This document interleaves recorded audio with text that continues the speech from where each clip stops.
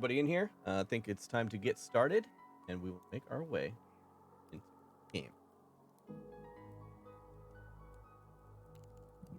And welcome, everybody, to Nat1Fun. I hope you guys had a great week. I know I did. And we are picking up from where we left off. Last week, a huge dragon attack occurring in the Icewind Dale. I'm sorry, in 10 towns, and taking place mainly, of course, in Bryn Shander. And so we are kind of picking up the pieces of what is left, the shambles of 10 towns. So we do kind of start off with a small pre-warning. The episode might be semi-depressing. There's going to be talk of death. There will be talk of destruction. There will be talk of family members possibly dying. There will be situations that might arise that are not necessarily the best. A very depressing situation that we're in. So just forewarned. And then I'd like to say a few things real quick before we get started. We are sponsored by Die Hard Dice. That's up in the corner. So if you would like to help us by either subscribing to the channel, where you can get a free set of dice at least once a month here on the channel. You can also support us by going to dieharddice.com and using the code Nat1Fun and save yourself some cash on all kinds of goodies on the website. There's some amazing sets of dice that just dropped that are UV that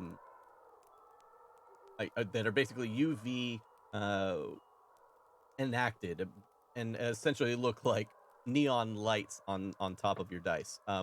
They're also coming out with a UV dice box that allows you to charge any kind of glow in the dark or UV. I keep wanting to say resistant, but it's actually activated dice that you have, and it's super nice, it's super cool.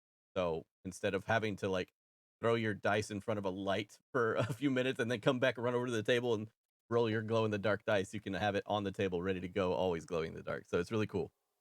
And the dice that are being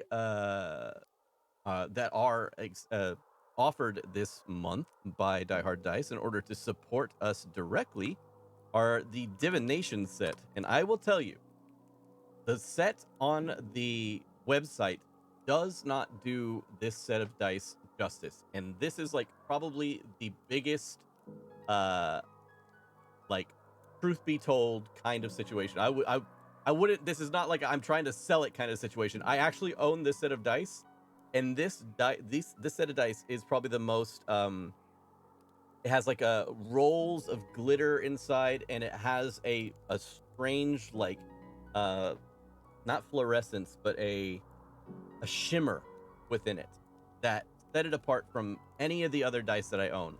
And it is one of the most beautiful sets. And it's quite literally probably one of my top 5 sets that I own in general. And it looks so basic and normal on the website. It is completely a falsity. It is a beautiful set of dice.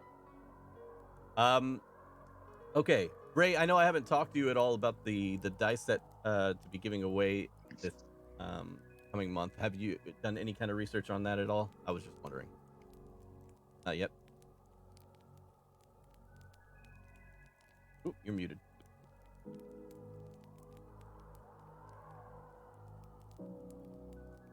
Yeah, I try to do that whenever you're talking at the beginning because I feel like I'm loud. Are you talking about October? Yeah, just like an Okay. upcoming dice giveaway, which whatever we're doing for that. If not, don't worry about it. I was just wondering. Yes, I have ideas. They're very pretty, gorgeous ideas, and it's actually someone I found. It's either through Instagram or Twitter, but it's a dice maker, Crystal Maggie. Their dice sets are incredible. Yeah. So Their it's dice probably sets are going to no be joke. one of those. Okay. All right. Yeah, Crystal Maggie sets Just are because I want one. So I you're might as well order two. yeah, you're talking probably the most pristine, like They're so gorgeous dice. breathtaking. Um, this is for instance, this set right here is one that was purchased through Crystal Maggie, and it is quite literally Yes, like a Oh glass my god. gemstone. they're Oh yeah. gorgeous. Jeez. R- Ray, why did you introduce this to me? You're So welcome. if you don't know Crystal Maggie, you need to know Crystal Maggie. They call That's my Uh, incredible. mom Crystal Maggie. Clarity is so. Yeah. So, anyways, this is your chance to go check them out. Telling you right now, you won't be disappointed. They are some of the most incredible dice sets out there. Okay, Holy very moly. cool. So, if you would like to see what we are planning on to do, free dice giveaway style or whatever, go check us out on Discord, and we will be sure to post in the dice porn section of the Discord, and you guys can check it out there, and then we can follow up on that in the coming episodes. Let's see what else. So next up is a second sponsor that we have. That is Voice Mod. I had already spoken about the Voice Mod sponsor once before, and basically what it means is if you go and download Voice Mod through our affiliate link and you actually purchase it, because there is a free license and a purchasable license, we will get a small cutback from that, and you can go check that out here in the link below. That will lead you to the uh, the voice mod sponsorship thingy mabobber for us. And so yeah, you are more than welcome to check that out if you would like to support us in all kinds of different ways. Anyway, thank you very much for listening to my spiel about all the sponsorships. We are looking to pick up on our viewership, and we are looking to pick up on different aspects of streaming. So you can catch me during the week at any time. We will be doing anything from 3D modeling to video gaming to world planning. And coming soon, I do plan on starting another D&D campaign alongside of Icewind Dale. So if you are interested in partaking in something like that, as a person, I will be taking applications in terms of players and stuff like that in the coming days. Yeah, so there's a lot of stuff going on with that. Let me get rid of this here to make extremely camera. Yep. So anyways, a lot of stuff going on, and I'm excited to see where it takes us. Other than that, we have just gotten past the dragon attack, and my friends, this is a depressing time as a lot of people are dead. Campaign that we have recently friended. We are now trying to decide what to do next. So, on that note, Gronk, thank you for the host. We appreciate it. On that note, let's go ahead and roll that.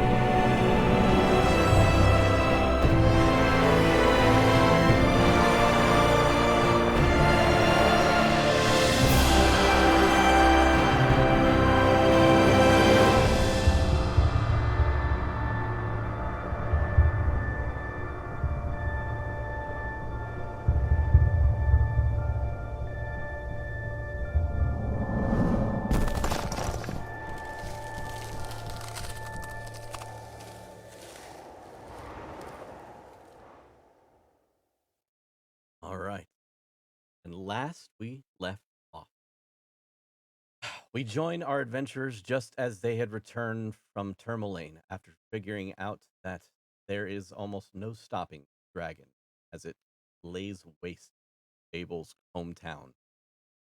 As this happens, they figure that they might be able to get into the city and prepare themselves for the dragon's attack before it attacks Bryn Shander. Doing so, they meet up with the sheriff, Markham Southwell, at the gates, who leads them to the city council. The city council showing that not everybody has made it from all of 10 towns across. Many, many people already dead, and word of more deaths coming in every moment from the remaining 10 towns. Some of the names to speak of are Speaker Duvessa Shane, the speaker that is kind of the overall speaker of all of 10 towns. Duvessa Shane also in charge of Bryn Shander. Then there's Speaker Dermoot, Provis, Chronic Silver, or Seaver, Nimsy Huddle, to name a few. Many, many, many dead. And during this time, during this time of turmoil and preparation, it seems that our team is needed to do some more work. Basically, prepare for the dragon's attack. In doing so, the team must split up and uh, fortify the city in different ways. Abel choosing to fortify the militia, gathering as many people as he can to help fight off the Duragar that are sure to attack while the dragon is attacking. Unfortunately, coming to the realization that the townspeople are in such a frenzy that everyone seems to only be worried about themselves, and not only that, but not listening.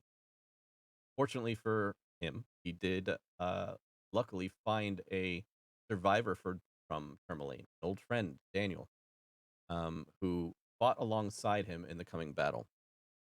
Leodin, who was chosen to help protect the weak and the innocent, did extremely well in doing so, gathering upwards of 200 people, packing them in areas of safety, allowing them to pray to whatever gods they pray to, and even helping them in battle against the dragon. Olanu chose to help fight off the Duragar during the dragon's attack.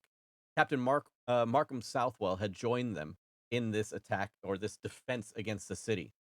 In doing so, uh, unfortunately, Alanu had to cut down a few townsfolk themselves as they had been influenced by the dragon turning the townspeople against themselves.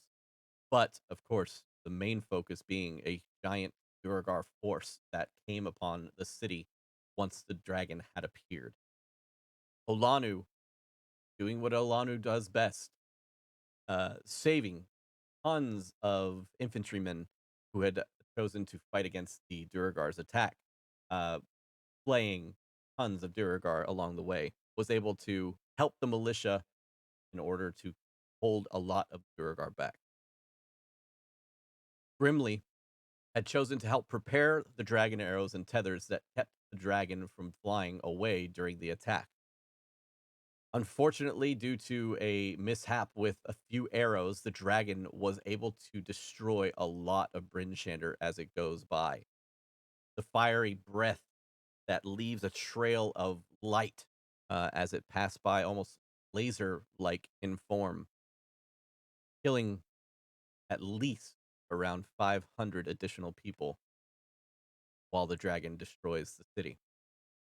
But luckily enough, Grimly finally does strike true and brings the dragon down to melee range with an arrow directly through its throat and kind of bringing it down. Unfortunately, the arrows, once the dragon was on the ground, melted away due to its extreme heat around its body, um, not kind of locking it down. And last but not least, Kinraba, she chose to help research with Felony a different way or a different approach, a possible weakness point to the dragon. And in finding an extreme weakness to the dragon, the two wizards, excuse me, chose to use this spell in order to do so, but taking Velany completely out of the fight in order to hold concentration on this spell, but allowing the team as a whole to attack the dragon with advantage pretty much the entire fight. After all of this, the team converges as the dragon drops down with the help of a few Duragar.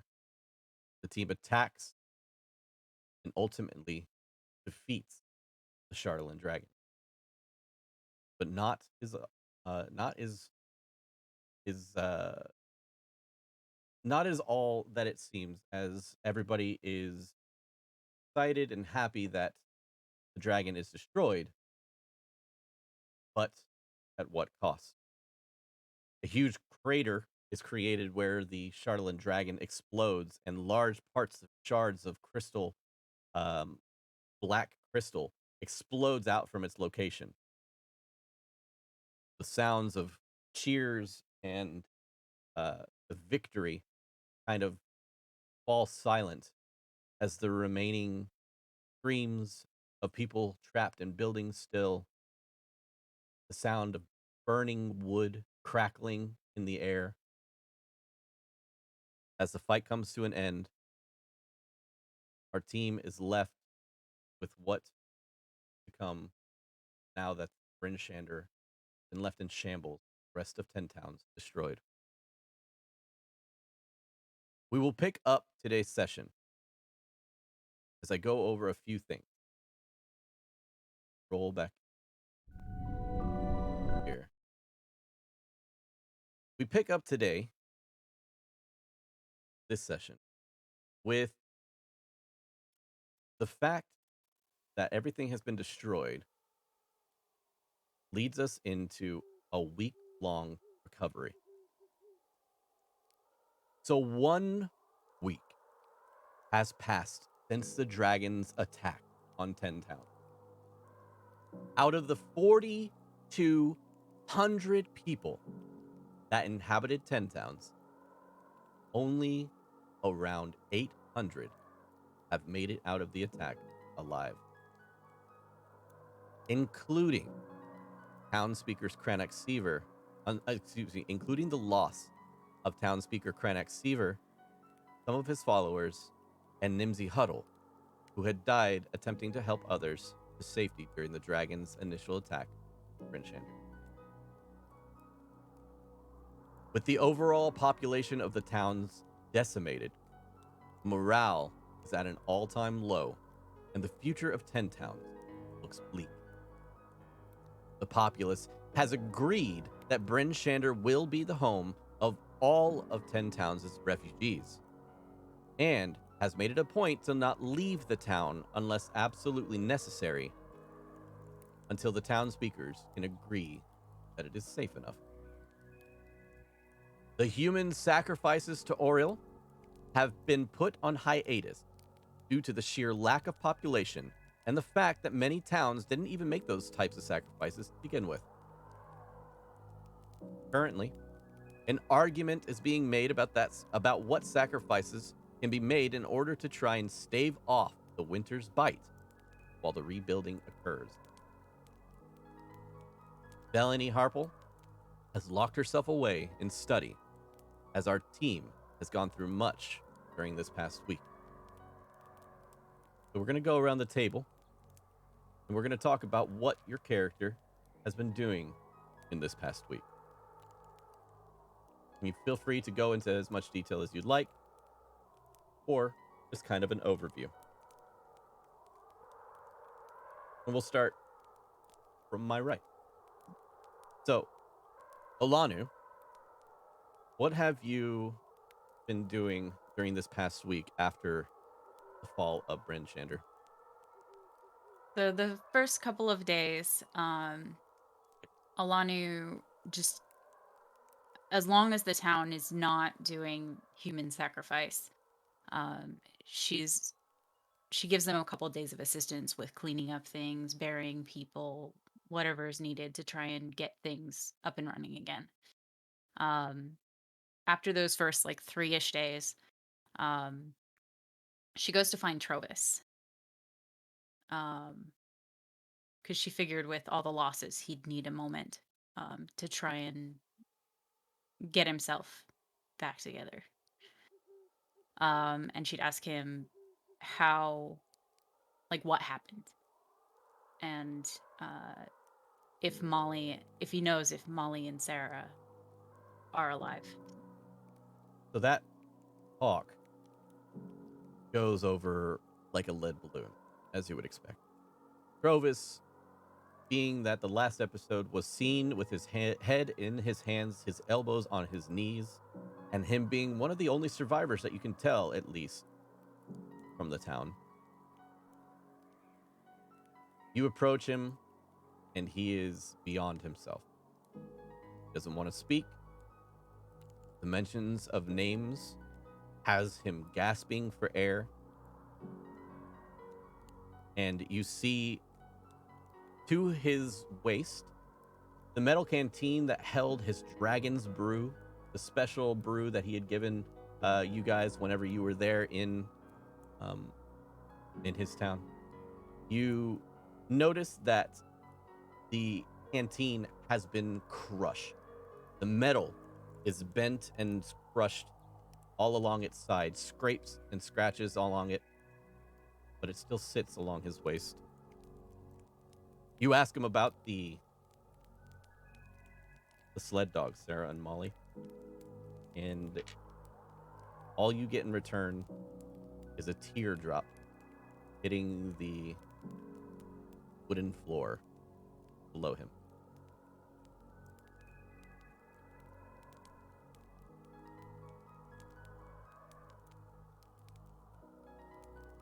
This was caused by what I think it was. You are pathetic. And you need to earn your survival.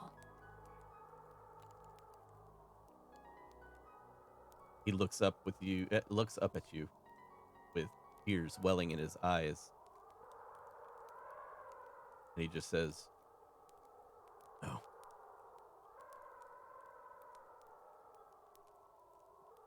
Don't sit here and wallow in your own misery.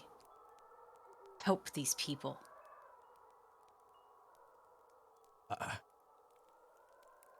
can't. I can't.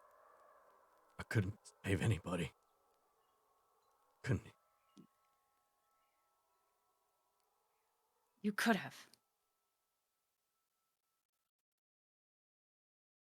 If you were sober. You just see his lip curl back and his teeth bare. His sharp dragonborn teeth. Shakes his head and just kind of puts his head down back into his hands, and you hear, "Damn it." Learn from this. I'm going to Caer Konig. He looks up with a concerned look on his face. I'll be fine. You need to do better. If you don't earn this, I'll put you in that grave myself. She walks off. You hear him mutter as you leave. And he says, "I deserve a grave."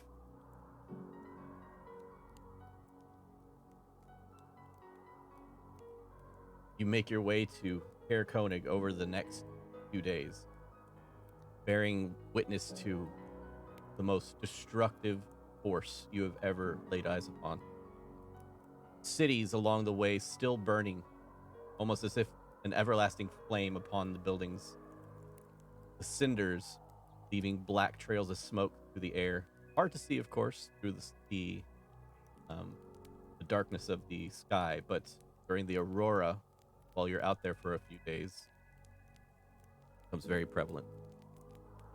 And you get to you get to Caer Konig only to see utter destruction.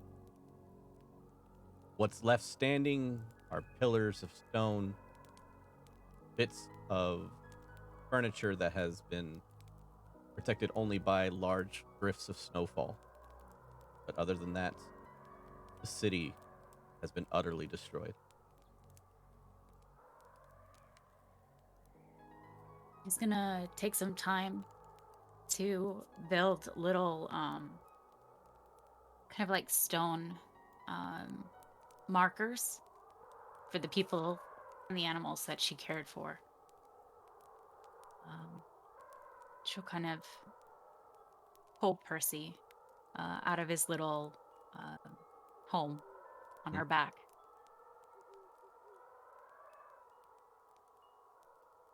It's time for you to become self-reliant. I can't let this happen to you. Percy kind of And just from then on, looks Yep. kind of sideways at you as you speak to him.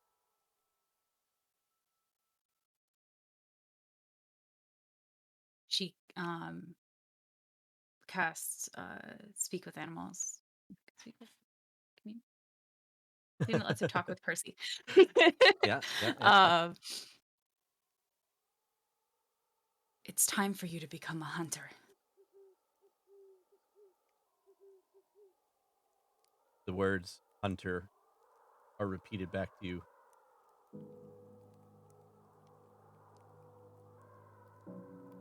Great. You shall earn your food and learn to defend yourself. And you. Yes. And me. Let's go. You see Percy take a few steps into the snow, just kind of next to it, very deep up to its elbows in the snow. With a few beat of it, with a few beat of its wings, it lifts into the sky. As it looks down towards you, you kind of give it a whistle, sending it on a path along this way. It starts to fly around you in a kind of like a hunting pattern. Things that you kind of instilled in it during its upbringing back at the Akhenathi tribe. We make our way back. Perfect. Hoopla, thank you very much for the tier 1 sub. 8 months. We're on our way to the Golden Dragon. Leodin, what have you been doing during the week? So, I would have any burial or funeral rite or anything like that happened that I knew about, I would try and be there, just softly playing to honor the dead. Mentally, that was a lot for me, but still, I felt that I needed to do that. I think with the amount of people that you were able to save, the innocents and everything like that, you find a lot of reassurance and even some encouragement through the hard times, due to a lot of faces, familiar faces of people that go to these funerals alongside you. You regard the fact that without your help, they would also probably be dead. I remind myself of that, but it is still just witnessed large loss. That Oh, sure. is Yeah, a absolutely. lot. I play at the inn every time I'm able. Just nothing like big and raucous, just kind of like songs that have a theme of hope in them, or readings that have a theme of hope in them, hoping that the mental state of the people there raises, even if it's just like 2 or 3 like increments. And then I just make sure Trove is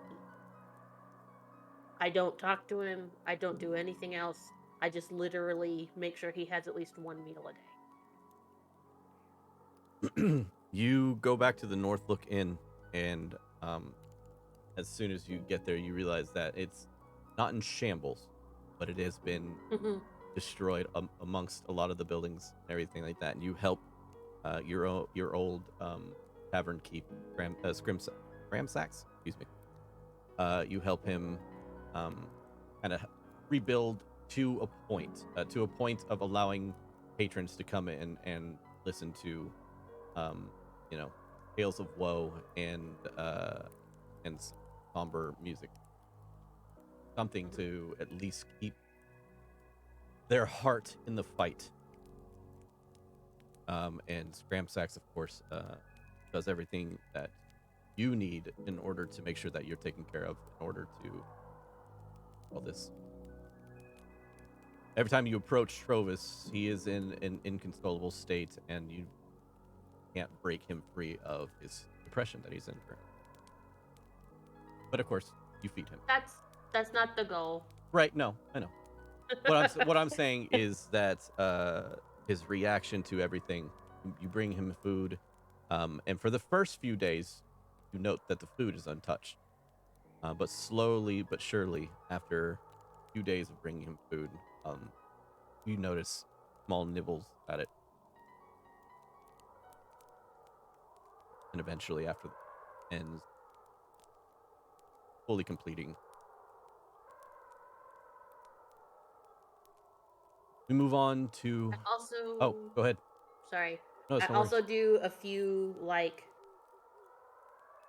secretive type things and try to make sure nobody sees me doing them. But I don't want the rest of the group to know. I just want it to be noted that it's happening. Yeah. We spoke separately. In stream. Yeah, we spoke separately, and what we had talked about goes through same manner. Perfect. All right. Welcome in, Jolly. Next, we move on to Abel. Abel, it's been a hard week. What have you been doing? The first day, he is going to leave Brinchander and go back. Well, on the first day, how's my owlbear curse?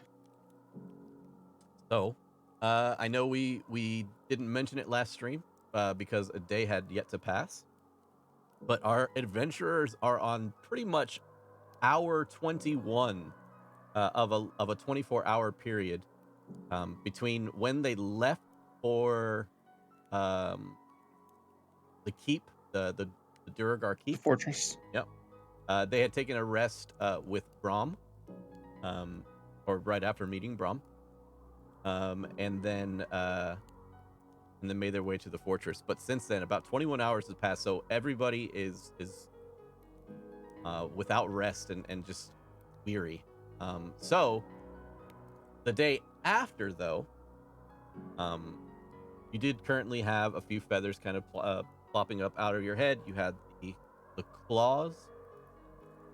You do notice that your stature, the skinny, like built Abel, you start to gain an exuberant amount of weight. You notice it in your jowls first. And then suddenly you wake up in the morning and just like Tim Allen in Santa Claus, you wake up with a large belly. Your arms are a bit thicker, your legs thicker. You've gained approximately 150 pounds. God damn. At that point, I would seek out Iceheart and ask her to get this ring off me. So, Iceheart, as you're preparing for your journey to Kaer Konig, a strange sight steps into your abode, your current temporary abode. The door opens to a very what looks to be inflamed Abel, who maybe he was stung by a large bee or something, But he is. It takes a second for you to realize it's even able. You're like, but yeah, go on with that. Sorry. Like, what happened to you? Yeah, he's got like his hood pulled up and he's like covering himself as much as possible. And he says, "Let's get this fucking ring off me, please." Okay. Put your hand on the table. You place your hand on the table and pull back the sleeve, and you have a claw for a hand, and you see feathers are coming out of his wrist and moving back up his arm.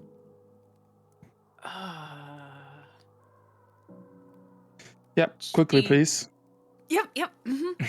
She pushes what she doesn't have to chop off out of the way, and takes out her axe and just chops down on it without warning. Oh, Jesus. all right. So yeah, it is what it is. So as soon A ripe as carrot. Abel, the ring is separated from your body, you see that the remainder of the finger that actually pops off, nothing changes. A claw is within the ring. But you see slowly that your hand, like as you're looking at it, begins to slowly return back to its human self. The skin reappearing on your body instead of that darkened grayish black skin that was underneath the feathers. Start to see, of course, your normal skin return. But in the meantime, you were bleeding profusely from the finger. Bleeding. I was gonna say I'm gonna cast Cure Wounds immediately just to close it. It's not gonna heal it completely, but just to stop it from bleeding. And Alana and was on like this- on her way over to the fire to grab a coal. hell yeah. And she Jesus sees you do Christ. that. She's like, "Oh, never mind. Okay." Yeah. And then I'll take some bandages and just And wrap it. you are now one finger down. Oh, all right. And I'll just You immediately start to see Abel's form starting to come back down, as if the pressure is like being slowly released from a tire. You might want to see if Kin can do something about that, or I don't know, Villainy, maybe. Like maybe they can get rid of the owl bear thing on the ring. I'm not worried about it. Let the others know I won't be back for a while. Are you leaving? Something I have to do. All right. And then I'm going to go look for Grimly. Okay. And ask him if he wants to come back to Tamerlane with me to look for any chance of people that may be buried under rubble or survivors or something.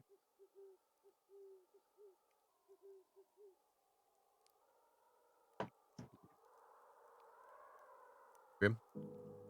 He approaches you as you finish up a prayer for the day.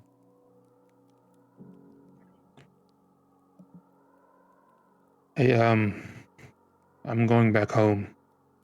I just need to look for any survivors. I want to see if there's anything left of my home. If you wanted to come.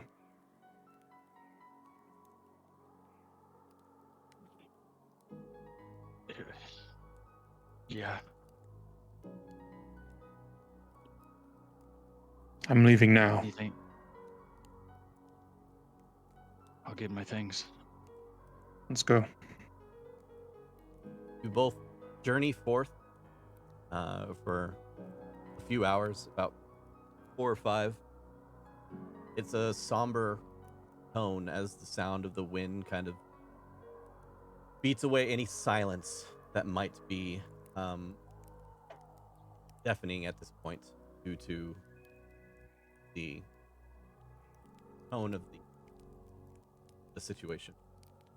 You approach from a distance, and all you see, of course, is the signs of destruction, fire, the smoke.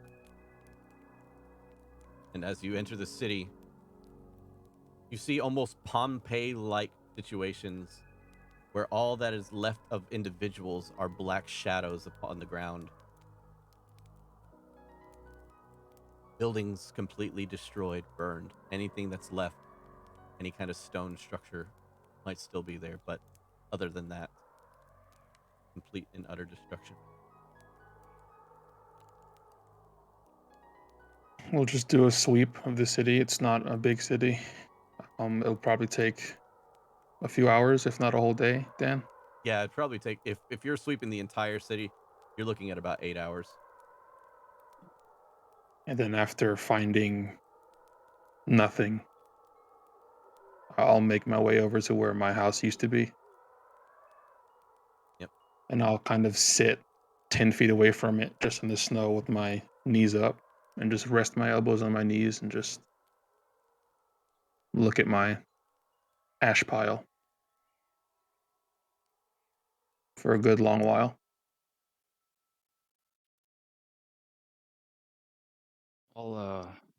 I'll roll up slowly on my axe beak and kneel down. I'll get off and kneel down beside him.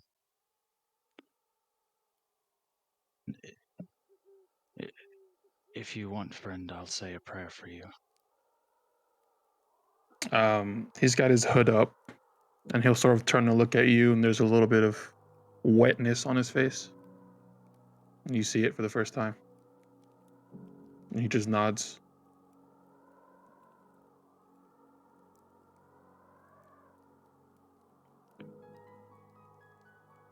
I'm just gonna place my hand on his shoulder and bow my head and put my hand on my Eye of Helm on my chest. Mm-hmm. No words, just a beat of silence. You spend the remainder of the day there kind of finishing up. You even make a small camp in order to kind of stave off the cold. And you finish up and you guys make your way back to Bryn Shander. Is there anything else you'd like to accomplish during the week? For the rest of the week, he's just going to help out as much as he can, doing whatever he can to help in Bryn Shander, whether that's building or whatever they need. Yeah. He's also going to take some time to, he's going to pull out a walrus tusk that was gifted to him, and he's going to get to work with his jeweler's tools on some things. Some scrimshaw? And some scrimshaw. He's got some secret stuff too that he's working on. Ray, you're not the only one. And then he's gonna find Speaker Duvessa if he can. Oh, okay. Yeah. And he's going to ask a favor of her that I spoke to you about. And do that. And I think that's all I got. Sure. All right. In Rava. The time has come, the passing of the dragon, and a lot of stuff is left on the table, unanswered questions. What are you doing during the week? She's going to do a lot of secret stuff that she's not going to tell anyone. No, I'm joking. No. I'll tell the stream. No. She's, first of all, going to use the invisibility spell on both herself and also her axe beak so she can leave Bryn Shander for a time. And I will also, because of that, thank you for bringing it up. I will state that again, like I had said, the town speakers made it known that it's not safe to go out and that people, shouldn't. But the very few people that can leave without issue, at least, are you guys, and that still goes without a stopping you guys at the border, saying like, "Hey, guys, you know, where are you going? And then like, how long are you gonna be gone? We kind of need you here." Thing. Yeah. So go So ahead. she But would. you're gone. Yeah. You're invisible. Nobody cares. Nobody knows. Kind of thing. You're just there. Yeah. All right, go for it. So she'll return to. I can't remember the town's name. The one that had the castle in it. That is Cair Dinaval. Dinaval? Dinaval. Yeah, that's the one. Thank you. She'll return to Cair Dinaval since she remembered that there was all those devil cultists there, and they had that type of Chardalyn around themselves that had those daggers. Mm-hmm. And she would like to see if she can reach the ruins of where the castle were and actually see if she can find any more of those, like, amulets. So you get there, and the whole area is utterly destroyed, as is the rest of 10 towns. But when you get there, you notice something strange. So the rest of the castle, you do see your blackened areas where people were completely destroyed by the dragon's breath. But strangely enough, the corpses that you had left that were frozen in ice when you had last destroyed, or when you had last defeated them, are still there, frozen in ice, standing. Gee. Huh. Okay, then. A lot of them just got, like, blown to all hell into pieces because of the fireball. So... So, some of them did. Mostly the ones that were like near the center of the target. Most of the other ones might have just gotten like toppled over or something like that. But yeah. Yeah. Well, I guess if there's any like small fragments of like Chardalyn there, since I'm assuming the dragon thing is completely off limits, she's going to at least like see if she can gather up any of like any of those small amulets or any pieces of them or such. Go ahead and why don't you roll me a investigation check? We'll see if Okay. we can find any of these amulets. Let's see, what's my investigation? Oh, I have a +7 to that, so that is 22. Okay, so with a 22, you are searching around, and lo and behold, out of all of the statuesque, like ice statues that you find of these people, you can't find any kind of things that are not just either completely covered in ice or separated from the body. But while you investigate the remainder of the castle, you find a small, what looks to be destroyed box that was in the leader of the cult's chambers. And inside the box, you find a series of these amulets. You find 5 additional amulets inside of this thing, some of which are crude and look to be unfinished, and only 2 of them look to be in a pristine-looking manner. The rest are crude, as in probably destroyed by a lot of the fire or tarnished due to the heat. The other 2 look to be in survival or in conditions that are usable. She'll take the whole box anyway, so even if it's in pieces, like it's got lots just pieces on it. And if possible, can she find any fragments of that really large mirror that was in that one room? The one room, the mirror. Yeah, there was like a mirror from like floor to ceiling in one of the bedrooms of the castle, where we found all the clothes that we took and then we made for Olanu stuff. Ah, yes. Okay, the mirror that had wait. That was in the Nethery Spire. No, that was in Cair Dinaval. It was in the same room with all the cloaks and such, where we took all the stuff from for Olanu. We took the stuff for Alanu in the Nethery Spire thingy, up Oh, where I thought it the was... dwarves were. No, I was stealing blankets and throw rugs from the Duragar. I'm pretty sure that mirror was in the castle, though. Just double check. I'm only sure because I had to rewatch all the episodes to find out what spells I got from the book. Ah, Okay. I'm pretty sure it was in the Old library castle. under the castle. No, not under the castle. It was in one of the bedrooms. Yeah, I'm looking through Yeah. here. Servants' quarters.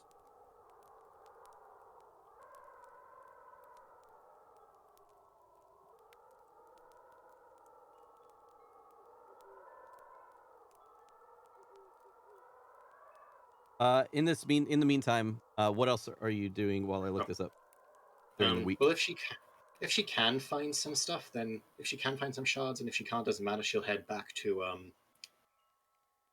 Bryn Shander, and while she's back in Bryn Shander, she will spend some time just studying the Chardalyn and such. Not spending time with it for long periods of time though. Like taking very quick, very long breaks in between those studies. But she's also going to take the time to find some new spell components around the town as well, and she will then use invisibility to try and spy on Bellany. All right. So as we had said before, when you go to spy on Bellany, you had used an invisibility spell on invisibility on your familiar in order to get into or gain access to the room, which was a small, tiny, like little spider. But unfortunately for you, but fortunate that you've figured out as much. Bellany seems to be a very powerful wizard, and in doing so, you realize that Bellany had caught you. She calls you into the room after finding out that your familiar was trying to spy on her, and she offers you the opportunity to research with her.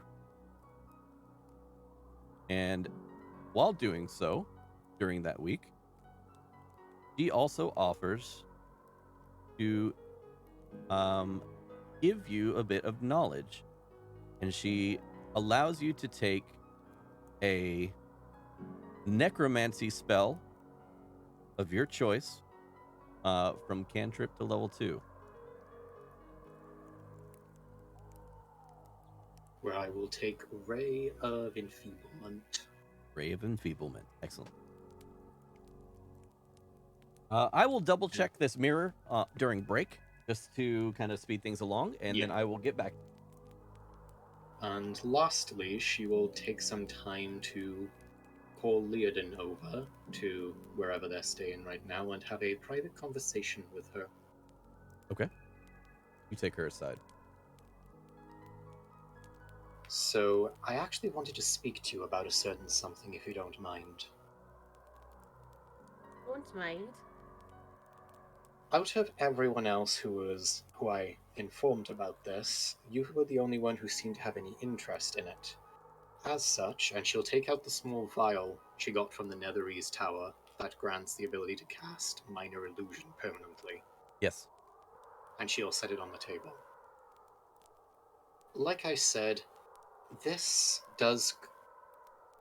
The casting of this ability goes off of one's own intellect, which would greatly benefit me.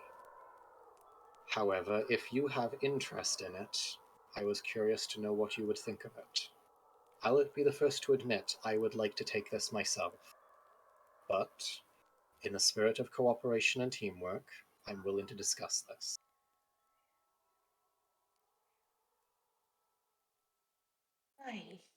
I mean, can you imagine the shoes that I could put on with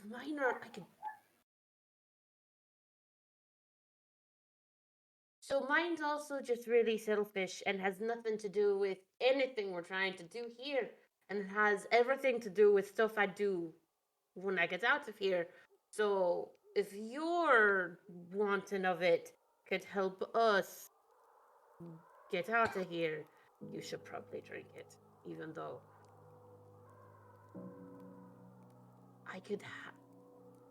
you should probably drink it. All right, then. I think that's a logical idea. And she will happily down the potion. All right. So, not only do you learn your necromantic spell, but due to some Netherese magic, you are able to permanently cast Minor Illusion at will. All right, then. And just to make it up to Leodin, she will offer Leodin a potion of resist fire, because we got that from the Nether East Tower. Sorry, resist cold. Resist cold. Yep. I shall definitely take it and just pop it in her bag for use not now. Sure. Okay, excellent. All right, Seth. I think that's pretty much it. Like I said, I'll get back to you about the mirror. Okie dokie. All right, moving on. Grimly. A lot has happened within this last week. A lot of which seemed was out of your control, even. What would you like to do during this last week? Felt a lot like it was out of my control. After Grimly's trip with Abel, when he returns to the city, he would have spent some time at the House of the Morning Lord, just meeting with people, praying with them, offering any assistance he could with burying their loved ones, or praying funeral rites over their graves.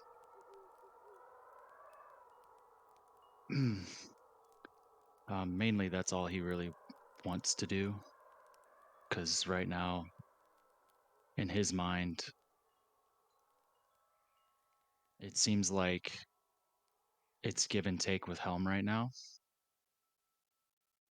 He doesn't understand why. I guess I'll put it this way. He was able to help his friends in bad situations, but at this time, when it matters the most, he wasn't able to save anybody.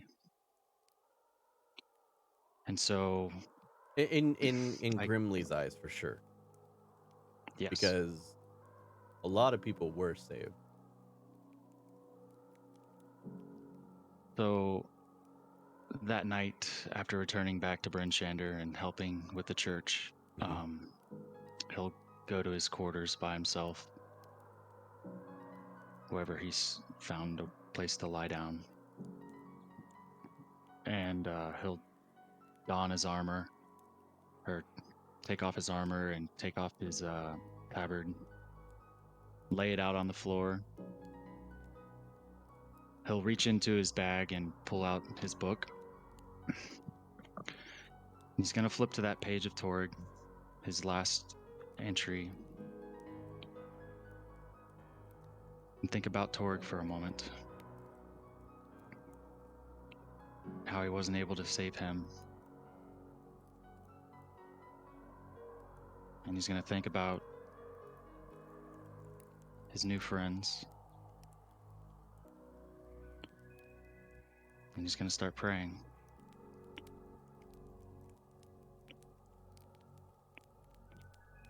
Helm,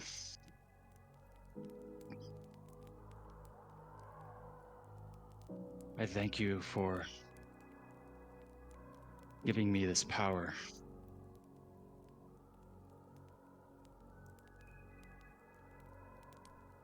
Please don't let me let down my friends.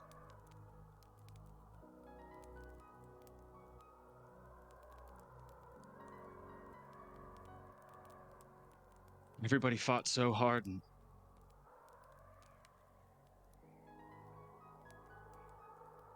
those people burning.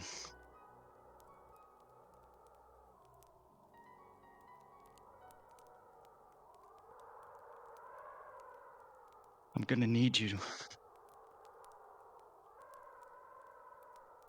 Now more than ever.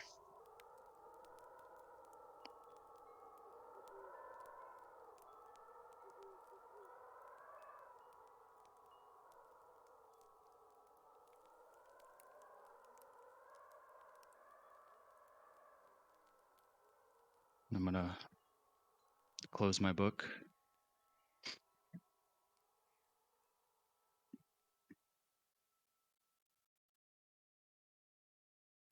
The sound of wind blowing outside of the your current residence, which is inside the House of the Morning Lord, kind of where you stayed prior. There are several refugees that are also in there, most of which are injured in some way. You finish your prayer, and as you finish, a slow, subtle kind of warmth fills your soul. Not necessarily like physically warm, but you feel emboldened, and you feel that your words didn't necessarily land on deaf ears.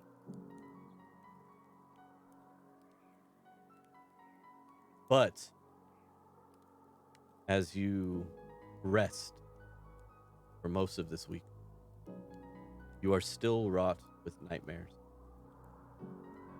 These nightmares now including images and scenes of the past few days being shown to you over and over again. But also, during these nightmares,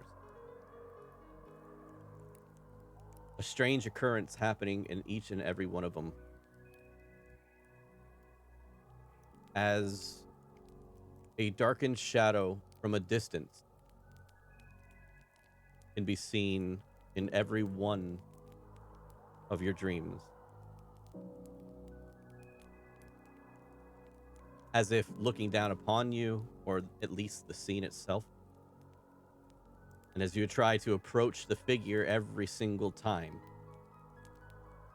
turns out to be something else. Either a pile of snow, rock, tree, part of a building. But you feel as if you know it was a figure. You feel it. But the nightmares continue and continue.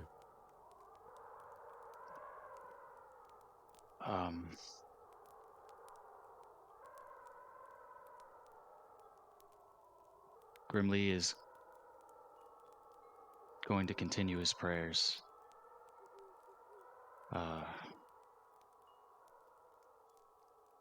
But he's starting to get the sense that these powers are granted to him to protect and to find the might himself. And so he's just going to sturdy himself and put on a brave face for everyone else for now. He's not going to try to let anyone see that he's tormented right now.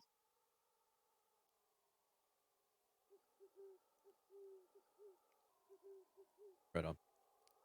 That'll be it. All right. As the week comes to fruition, the week concludes. Just outside of the main chambers of the town hall,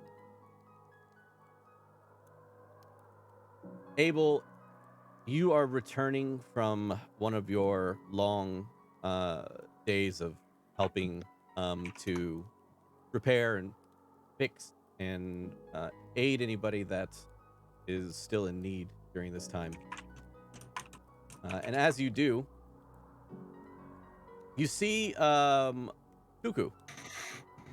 And Cuckoo is currently sitting on his haunches. And he's around like the side of the building. And you hear Cuckoo speaking. You don't necessarily hear what Cuckoo says, but you do hear Cuckoo's voice.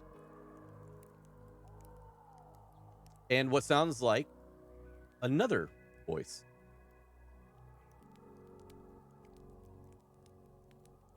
But as you round the corner, Cuckoo just seems to be sitting on his haunches, staring out into the distance. You come around the corner. Cuckoo notices you because of his expert hearing. Turns and looks at you. Abel, do you have any rabbit? I'll squat down and no, I don't have any rabbit. Who are you talking to? Cuckoo licks his paw as he speaks. He says, my friend. And who would that be? She hasn't said.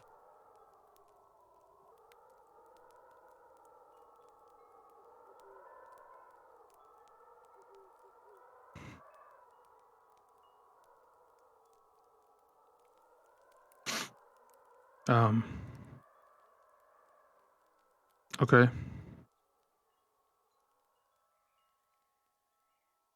He'll stand up.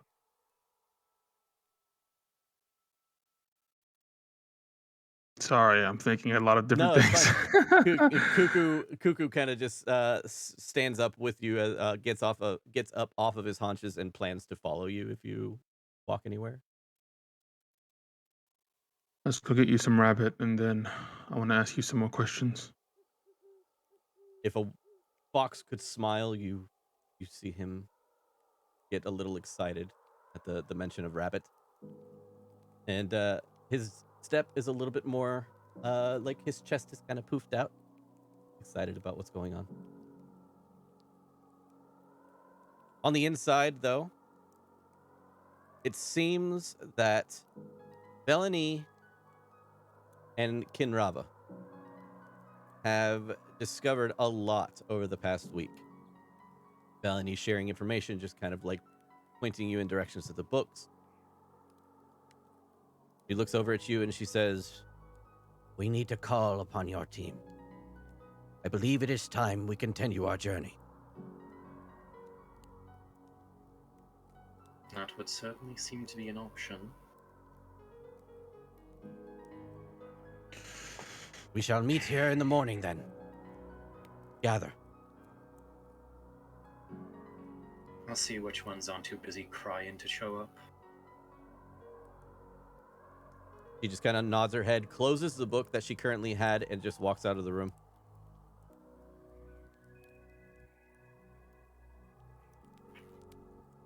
Kinrava will go and see if she can find the others, then I guess.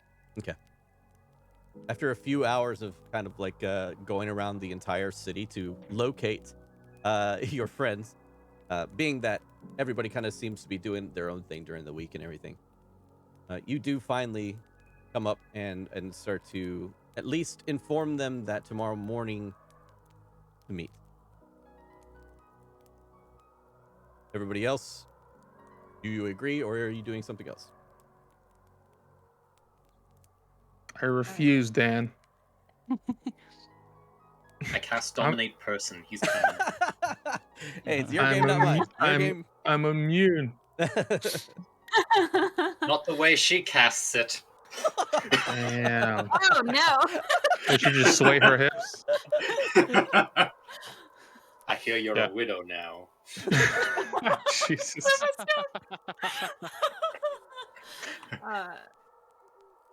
Alana would just kind of be like, yeah. Also, can you teach me Draconic? I know it's weird, but I just want to learn it. Sure. Cool. See you tomorrow. His hips don't lie. All right. So with that, team, you get one final long rest. Make sure all your spells, make sure all your health has been returned. Any bit of exhaustion that you may have had, you're back up. And also, you are now level 7, as stated previously in the prior episode. Hell yes. I get my key points, right? Yeah. Cool. Whatever benefits you get from that level up. Yes, what's up? I forgot. I also wanted to go shopping. Oh, did you? I also forgot something. Okay, real quick. I also forgot something. Oh my god! We all wanted to go shopping. I did not want to go shopping. I just wanted to get better armor. I just wanted to find some studded leather or Okay. piece some together or something. Let's quickly go through this so we can continue on, or at least get to our first break. So, Alana, you said you had some shopping to do. What exactly are you looking for? I will tell you if it's So- even available. Okay, so she wanted to get more ranged fighting ability, so it's kind of looking at a Longbow? a longbow. A Yeah, longbow. with ammunition. So Right, one of the Durgar militiamen, bows everywhere. while you are searching for weapons, first off, most of all the weapons that you find here are made of the shitty material that you find from the black iron blades. But I will say that as you had saved the militiamen, you find that one individual,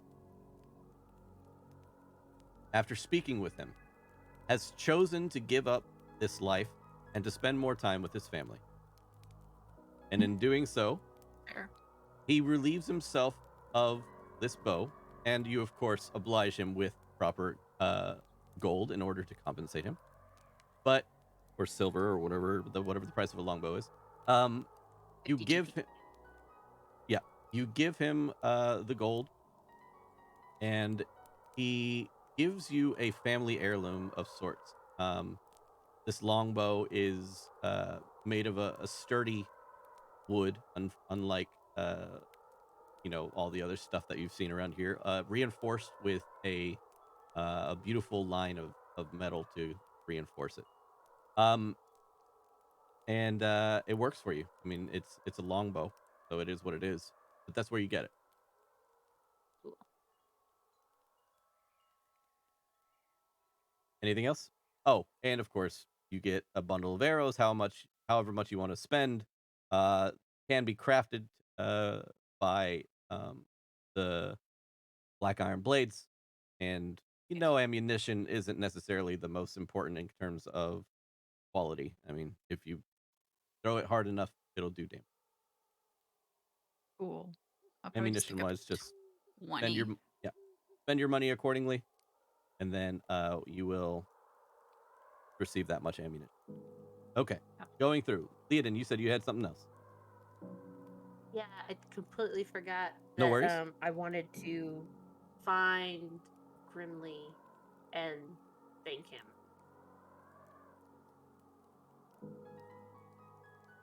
I'm broke now, by the way. So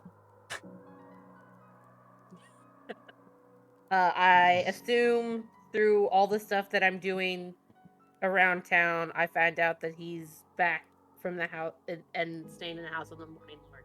Mhm. So I just go and kind of just knock on his door. Yeah, I'll answer it. When he opens the door, you can see the room open up to like the length of the building, basically this large attic space. And behind him, you see in like small cots, about 6 injured folks that are just laying down and resting.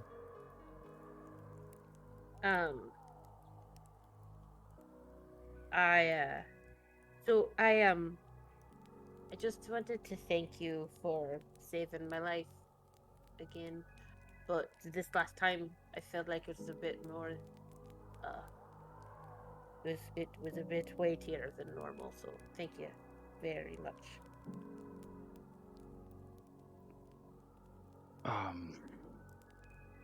At this point, Layden, I would do anything to save you or any of us for that matter. I know, but I just want you to know that I'm thankful for. I'm thankful for you too. Are you okay?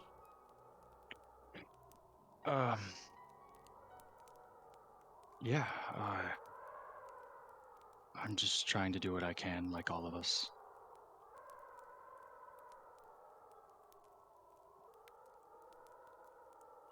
Right. That's all. And I leave. You hear the sound of like a groan from an injured patient behind you. Grimly takes notice as you leave and goes to care for the wounded. Say that a little bit of weight was lifted off of Grimly for that. Very cool. All right. Abel, you said you still had something. Yep, just something quick. I can't afford to just straight up buy new armor, studded leather. Okay. So if possible, I have proficiency with leatherworkers tools to just take scrap leather pieces, metal parts that I can find anywhere to just basically upgrade my leather into studded leather. Okay. How much are we talking in terms of your deficit? How much are you It missing? costs 45 gold for studded leather, and I have 24. Okay. I have about half. So Grimly has 37, so he would help you. you guys putting together cash? How you doing it? If you need supplies or anything, Grimly would definitely help you. I think Abel would prefer to just like craft it himself as opposed to just straight Yeah. up buy it. So whatever the cost for crafting as opposed to. So I'll say that it takes all of your gold in order to gather the supplies. The rest is probably just the labor that's included in order to craft it. And it takes you upwards of like a full day, if not a couple days, in order to craft this armor. And so let's talk about it. Studded leather versus leather. Is that what you're looking for? Yep. It's just one more. Okay, so if it's one more point, let's go ahead and we're gonna roll for it. Go ahead and roll with your proficiency, of course, if you are proficient with your leatherworkers tools. Go ahead and roll your leatherworkers tools, and we'll see how well this turns out. What ability score would you like me to use for this? It's gonna be your dexterity. Okay, cool. That's a good choice, Dan. I mean, your option was to buy from Black Iron. I mean, come on.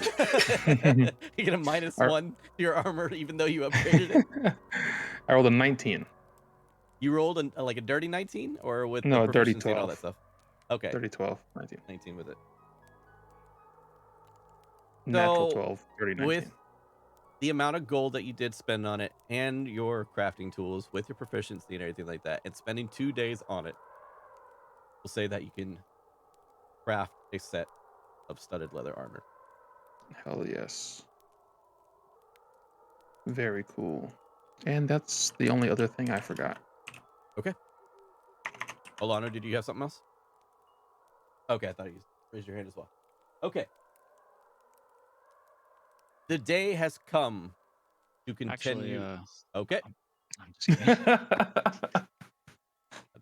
I didn't know. Because I was like, well, the other ones that didn't really say anything were Ken and you. So I was like, if they got something, they got something. Anyways, the day has come to finally move past this dragon's attack.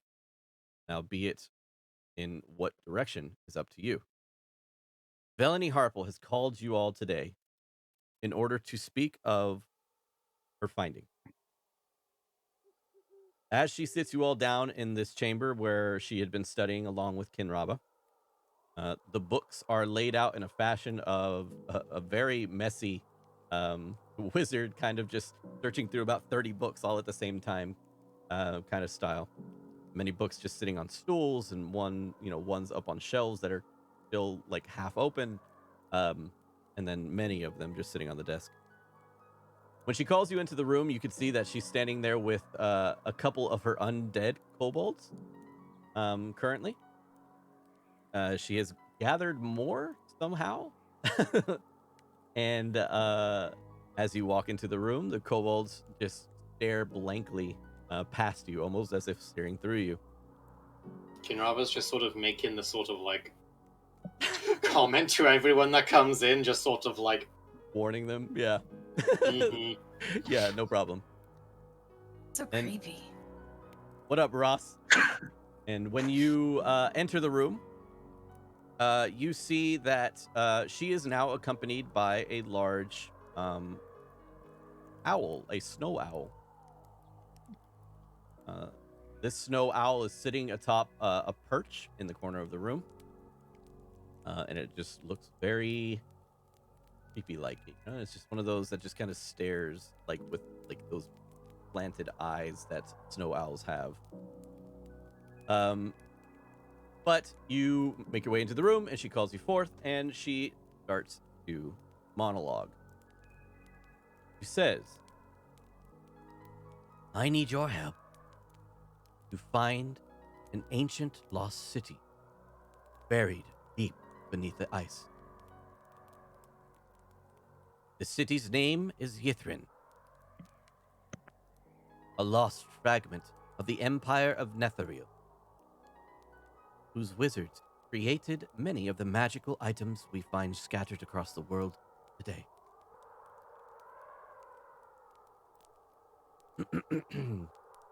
It holds magic beyond our wildest dreams. We may find something there that could put an end to this hateful winter.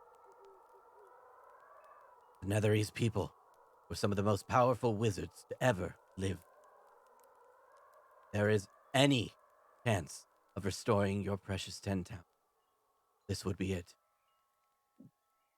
Not only does it speak of changing the weather, but tales speak of a time-altering magic, possibly located in the city. Using divination magic, the Arcane Brotherhood has learned that the city is buried deep within the Reged Glacier, far to the northeast. But the glacier can only be cracked open at a place where a waterfall once flowed down its side, but is now since frozen over. The Brotherhood has already found this waterfall, but the magic to break open the glacier is still out there. With the help of your friend Kinrava here, we have researched this magic and its possible location.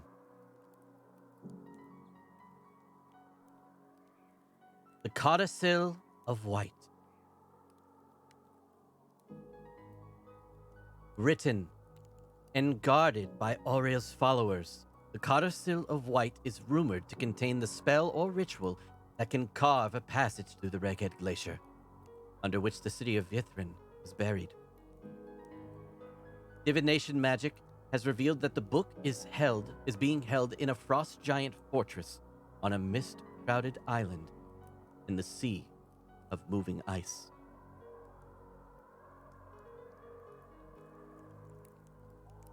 Note that finding this Codicil of White is likely to attract the attention of Auriel herself.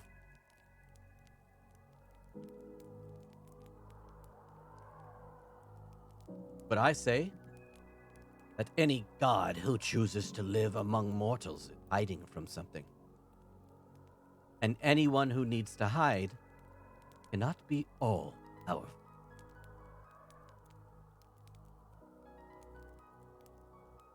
There is one other thing. I would also like you to retrieve my Professor Orb from the thief who stole it. The orb is a family heirloom, stolen by a former colleague of mine named Nas Lantamir. The orb's name is Professor Scant.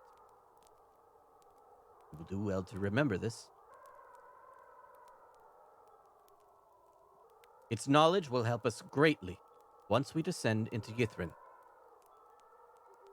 Nas was after the Codicil of White as well. We find Nas, we find the orb. Now, the question lies, how are we to get to this mist-shrouded island, to which no one knows the location?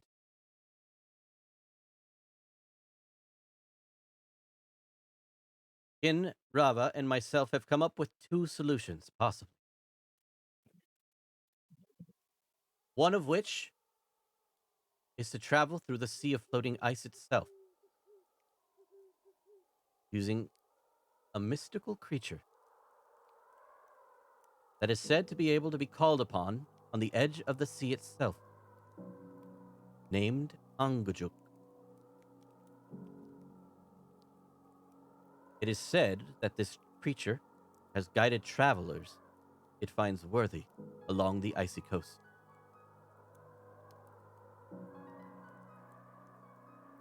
We have located where we may find this Angajuk.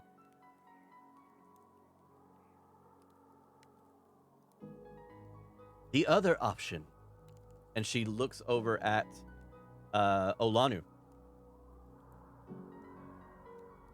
is the famed griffins of the Goliath in the Sky Tower shelter.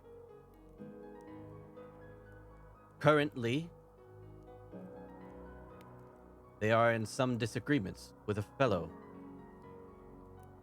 Goliath clan. Yeah. Another group of them in the spine of the world, far from here. Perhaps you can convince them to allow you to borrow these griffins in order to find the island itself. Other than that, I am at a loss. For without my library in the Brotherhoods, a location can only do so much for you. Velany, may I politely ask if we can have some time to discuss this between ourselves before we make any final conclusion? Take your time. Just know that every moment you waste, Auriel could be setting up her defenses as we speak.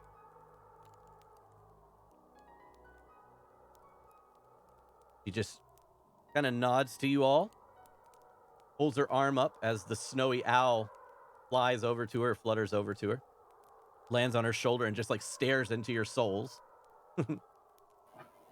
The two kobolds get left behind as she leaves the room, and they just kind of stand there, not moving. Someone throw those things out, please. Can I? Everybody leave us in their room. This is... Whatever. The kobolds don't react to like anything that you're saying at this point. They just don't even realize what's going on. And then suddenly, as Kinrava kind of yells out in obvious attempts to get somebody to help them like get these things out of here, Velany kind of enters the room, and she shouts like a couple arcane words, and the kobolds like look up and crack their neck in like a weird like undead manner that don't make sense, and just start moving forward and follow her. I don't And like that. as they get to the doorway, she like hurries them through the doorway by like smacking them on the backs of the heads. And, come now.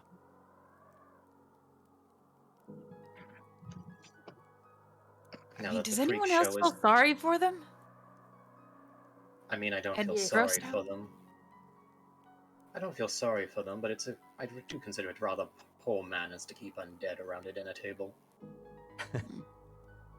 Fair. So what do we all think of it?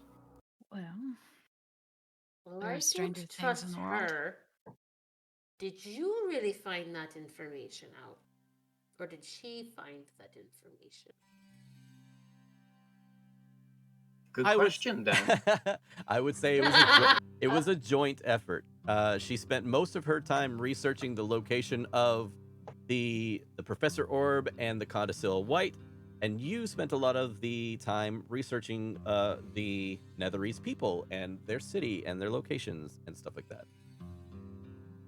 Did she already know about it, though, before coming to Icewind Dale, or did she not say that?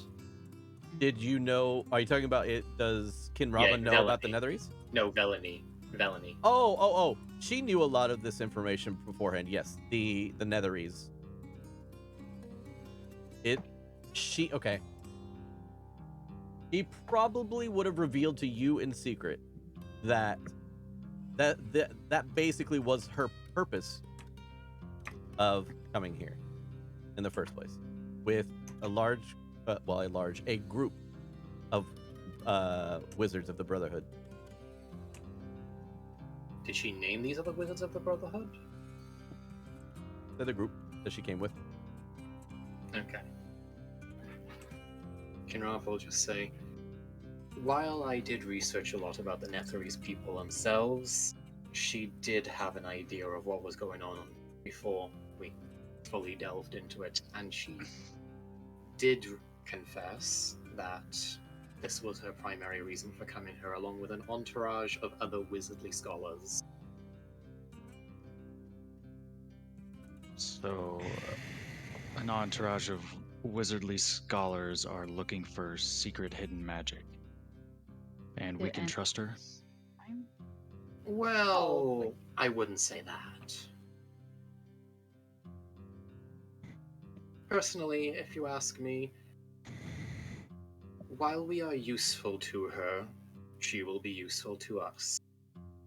But I do make it a personal point of my own survival to take anything someone who is so open with that particular branch of magic to be a little bit wary.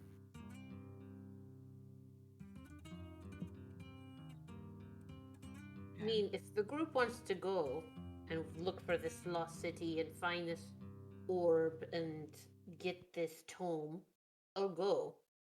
I just don't mind stabbing her in the back. Should we need to do it later? Kinrava will sort of look at Leodin and she's like, what she's saying is not matching the fact that her eyes are like looking all around the room as she's speaking. She's like, I don't think we really need to do something along those lines. But What are I the do think- odds that this mythical creature even exists?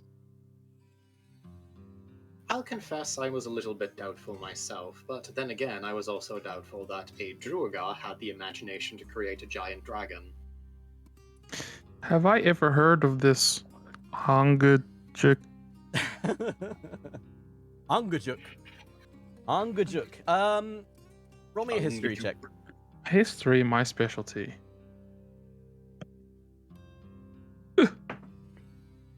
17.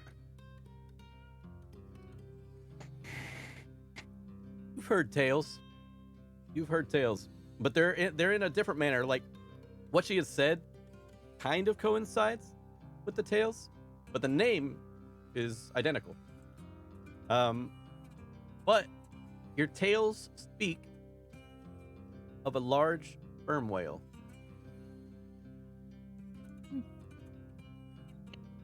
Cool. Kind of hoping for the Loch Ness monster. I couldn't hear Raven. I don't know, Grimly. Douglas. It's Angajuk is supposed to be a large whale. And then there are Might many be. stories. I'm not sure. I'll be truthful, I was quite intrigued by the idea of something along those lines, although we also do have the option of, when she looks towards Olano,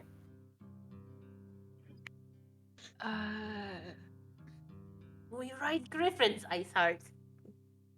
So Are they even real? she Well, just there's the the look one on on her her shoulder. face is like even Percy like pops his head off of the back like, What did dude, you just what? Bitch, what? A griffin gives you a bitch what look. Can you ride them? This is a So not- little one. Percy, he's still growing. But there are a few that are large. We don't ride them. They're skilled hunters. And we revere them as such. Not really respect them as much. I suppose I can ask my mother if it's possible. although I am a You'll bit cautious have about the whole to- conflict that she brought up. Yeah, it's a long story. Also, you'll have to learn how to interact with griffins so they don't murder you. I'm Yeah. sure I'll do great at that. They're wild animals. To be fair, Sarah and Molly were fond of you. Oh, I know. It was kind of a half joke. As for the whale, I'd be a little worried that Grimly's beard oil would offend. Ooh. Oh, right. Ooh. Hey, so we're gonna go ride. We're gonna go talk to griffins. How's it going, Havoc? I Does mean, that I'm mean we're also gonna have to pretty travel open to the spine? I mean, I'm also still pretty open to the whole, whale thing, but I don't fancy going into the ice cold waters. That's Too the much. other issue. That's a good question. Did she ever say how that thing transports people? That's a very good The point. Jonah and the whale type of scenario. She barely gave you as much information as Abel was able to.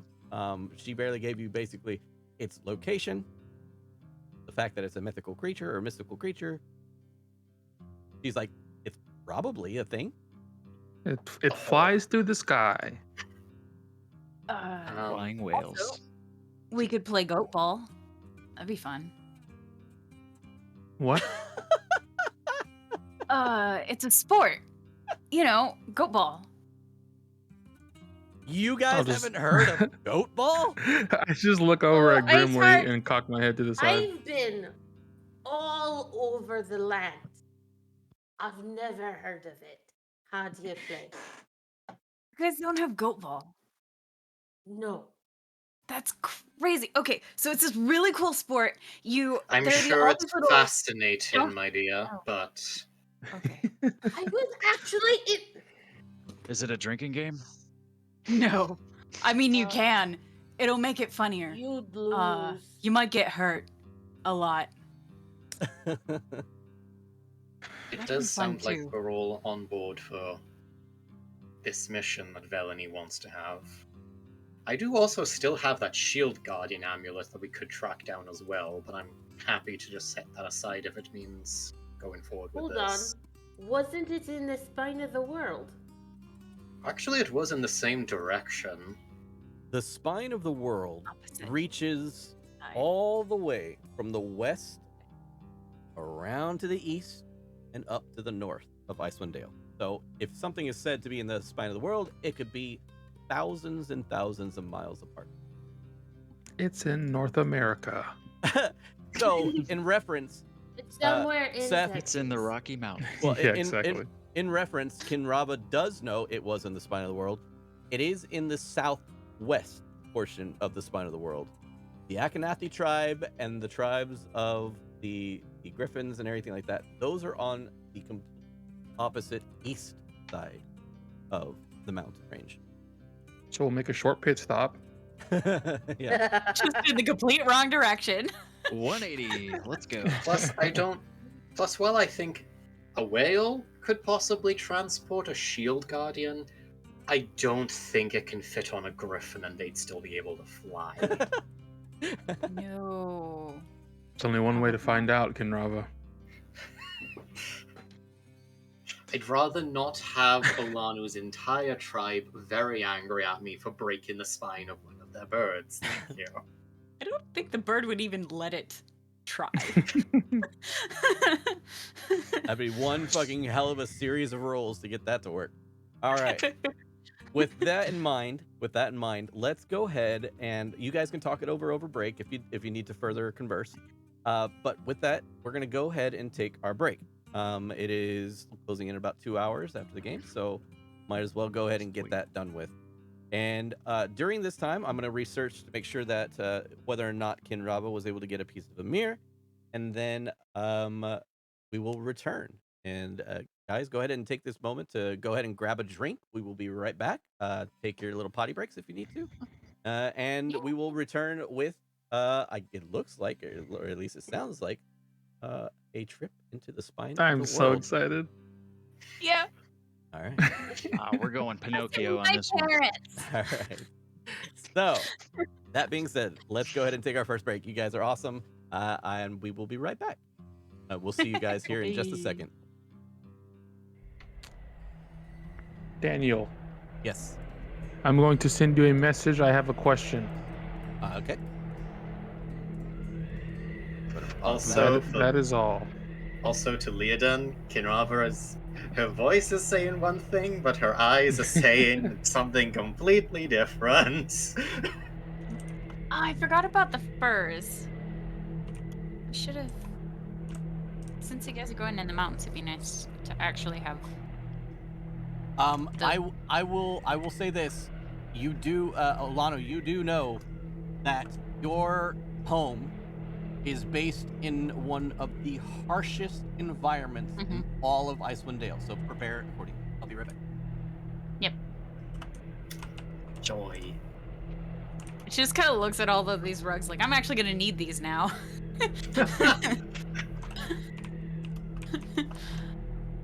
Like, I just wear coats down here so that you guys don't feel left out.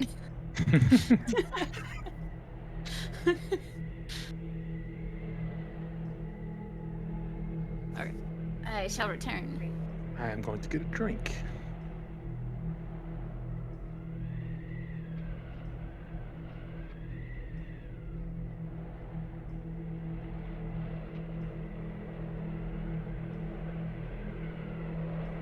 What's up, Havoc? Arth, good to see you. Yotane, how's everybody doing?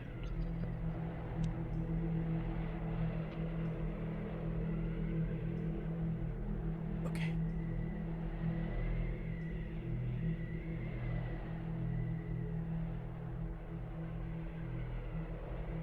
Chat, how you guys doing? While I am researching a few things. Havoc, welcome in. Welcome in.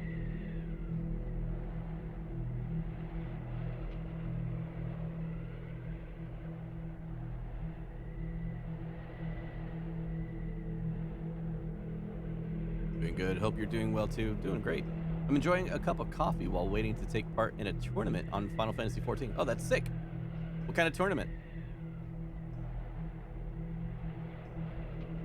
Working and listening to you all. Oh, right on.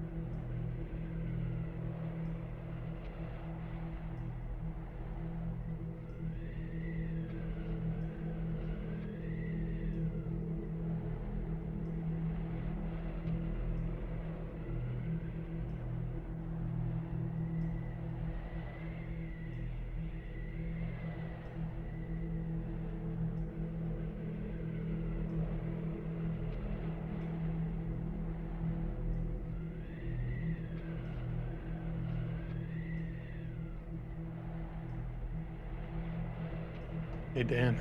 Hey. Lorenzo would like me to tell you that you've got some pretty difficult fights coming up for you on Dad of Boy. Oh no. We're both doing playthroughs right now because of you. I think I told you that already. Yeah. That's a scary thought, to be honest. Not gonna lie, considering how difficult it already is. I'm getting better. I just need to use my heavy attacks more. Did you get my message not to interrupt your research? I did. If not, that's.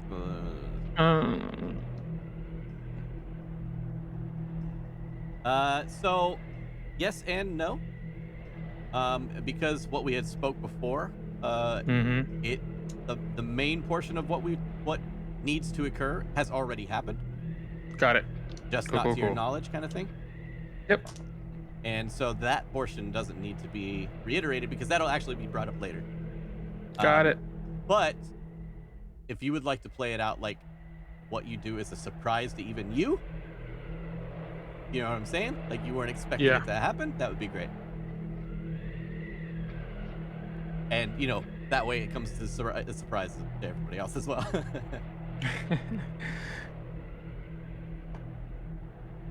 When I finally turn into a dragon? Yes. Got it. Reveal yourself to be a lich. Dan. Oh, shit. Well, they can't hear us. Chat, you won't say anything, right? The chat, you promised. RP tournament. Dice rolls and RP combat. It's being sponsored by an Ishkar guild. That's awesome. That is super cool, Havoc. Dan, I also don't... Seth and Dan, I also do not remember this mirror at all, or this room that y'all are talking about. I have located it. So... I was probably just like drunk at the time or something. In passing, basically, it's Kadroth's bedchamber. So this was the goofball leader cult guy.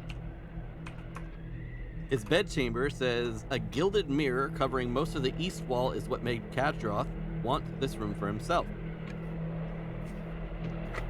That was in the Durgar Fortress, or was it? Nope, this is in the castle of Dinnerball, where he went. I told you. I told y'all. But we stole his coat. In regards to the mirror itself, you're more than welcome to pick up a shard of it on the ground, but it was exploded once hit with a blast of energy. Fine with me. Damn, Seth, you're making me hungry.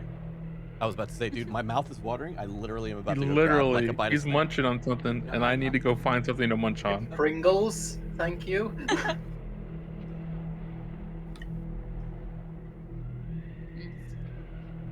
That reminds me.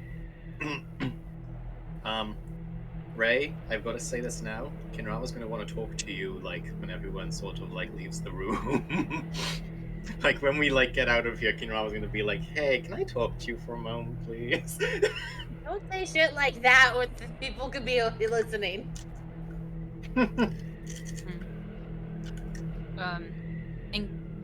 For learning Draconic, whenever you take watch, Alana wants to take watch with you so that we can learn, or she can learn. Funny enough, she only knows Draconic because Draconic is like the universal wizard language.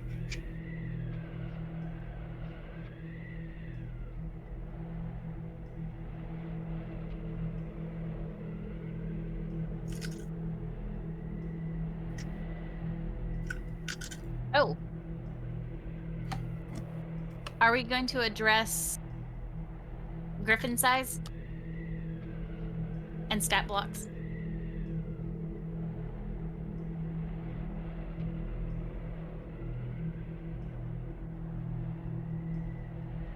Okay. Okay, copy. I need to stop saying Okay, that. so I'm sure everyone here can relate, but like when you suddenly get a really bad craving for a very certain type of food, and then you look out the window and you're like, oh, it's like almost midnight, I can't get it. I'm looking at, are those spicy Cheetos? Or... Yep, flaming hot ones? Yeah. I'm like, oh man, that sounds so good. That's the worst, Seth, because I get off work at 1 a.m. And so right when I get off work is when I get so hungry, and it's 1 a.m. and I can't even eat anything. I've also got this. Ooh. You and your sweets. It's not my sweets, it's my snacks. I always come to D&D with snacks, boy. In person, I'm the person who when I'm playing D&D in person, I'm the one guy fetching all the snacks with me, just in case. For the whole table. And we love you for that. So, I generally host the D&D game, as in it's generally at, like, my place or it's at Cavender's place, and there are always snacks. There are never not snacks. And everyone's like, "Can we bring anything?" I'm like, "Well, we've got this. So I guess if you want something else." So, Arth, you are right. Whataburger is open 24/7, but I need to stop eating Whataburger every goddamn day because I literally almost stop at Whataburger every day after work, and it's bad because Whataburger isn't exactly the healthiest thing to eat at 1 in the morning.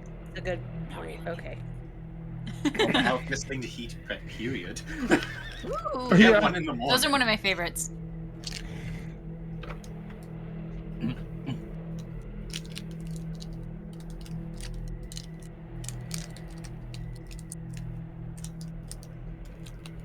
Sorry you guys can't hear me right now.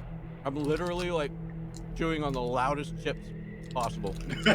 Right. So give me a second to I'm finish like these chips up. I'm like unwrapping this chocolate bar. So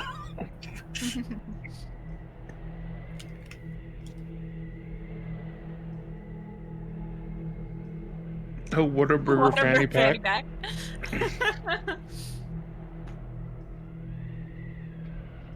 I love Whataburger, man. They're finally opening one up in Tennessee. Am I Really? still am I the only one that still calls it Waterburger? Whataburger. Because like since I was a kid, I always called it Waterburger. Come on, Dan. Grow up. the only place that's open 24/7 around here is McDonald's, so I'm just no. The only thing I crave from McDonald's is their cheeseburgers. Waffle House, It's like a 50-50 chance that they ever get the cheeseburger right. Steak and Shake, McDonald's, Taco Bell. Is Wendy's 24 or And is Jack it in the just till Box. 10? Just till 10? Oh, they're opening a Buc-ee's in Tennessee?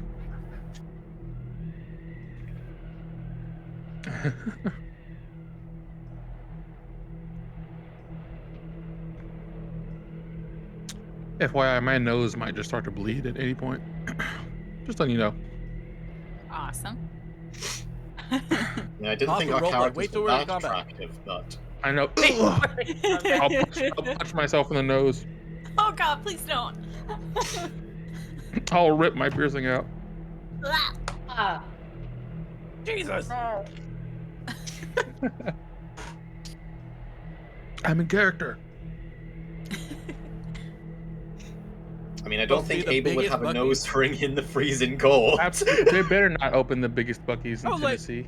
What kind of How bullshit can is you? that? You can't do that to me. How you gonna do that to Texans? That's the only thing Absolutely we not.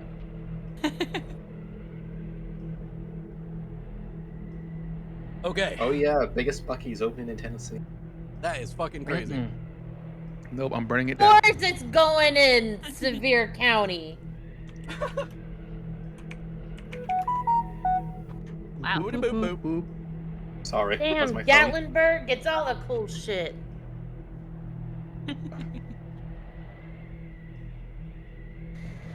It's because of Dolly Parton. They're definitely putting it there for her. He's still alive? Oh yeah. Why do I feel like she's ancient? I mean, she's not a young lady, no, but she's still alive. And be very careful what you say of the patron saint of Tennessee online. Yeah. Fair. That is fair. The patron Treading on saints of mighty thin Tennessee. ice. I like it. Oh no. All right, it looks like we are all back, even if some of us are snacking and drinking. Look at Brad just munching over there. I think we can continue on with a little bit of story-driven gameplay, though. Damn, Brad. What is that? A big ass fucking Snickers bar? It's a muscle bar. That's a king size. Oh. Ugh. It's muscle chocolate. She is 75 years 75. old. Hot damn. Oh wow, used to- that's a big chocolate bar. They used to call me Muscle Chocolate in high school. And on that note, we return to our game. All right. Let's see. We are traveling, and my travel music of choice right now is Hatching a Plan. I like it. I like it. All right. Well, we're about to travel. So, as you guys kind of come to a consensus on what direction, at least, you guys might want to be heading in, the door creaks open, and it seems to be one of the undead kobolds. As you look and there's nobody there, and you look down, and the old undead kobold's eyes are just whitened over, almost like cataracts, but really, really bad. And it stares over off into your direction. It goes to say something, and its mouth just drops, and its tongue kind of falls out of its mouth. And suddenly it kind of gets kicked from behind, and the door slams open a little bit more. Well, have you decided? We have. It seems we're going to be paying a visit to the Argonauthi tribe. Seems like that might benefit you, that you have one of their own.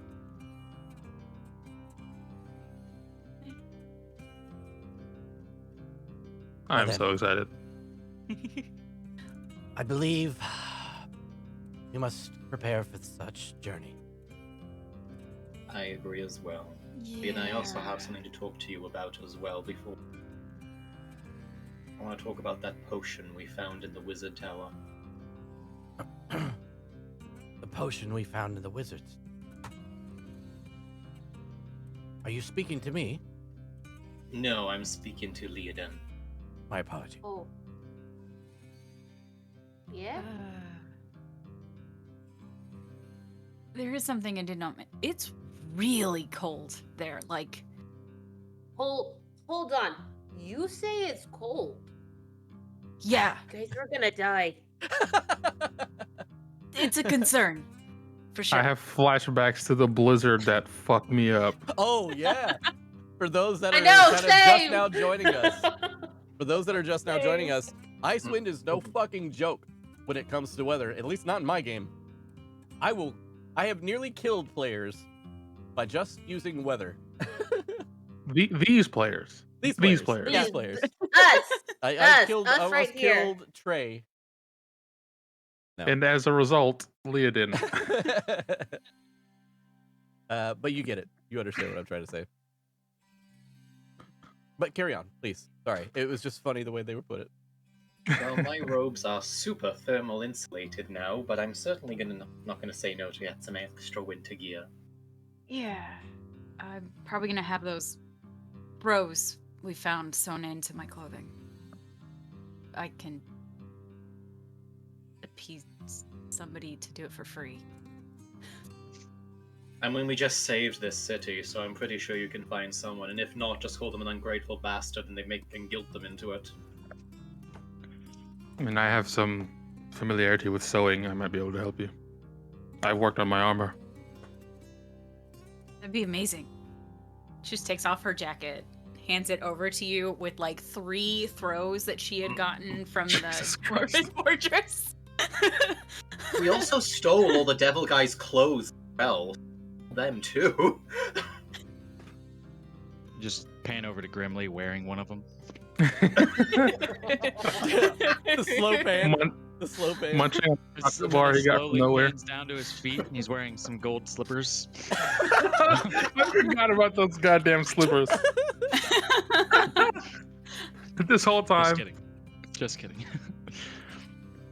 Isn't there a hookah also that somebody has? I had the so. platinum hookah, yes. Yeah. This may also be the first time that you guys notice that underneath that jacket she just wears something to cover her upper half, her she wears essentially a bra and a skirt. And just boots. That's it. I'm pretty sure that Leoden and Kinrava have noticed before, because I think we did a dress-up day on you. Okay. Yes, we did. Did we? Yes. Yeah, we did. How did that go? Anyway, Yeah.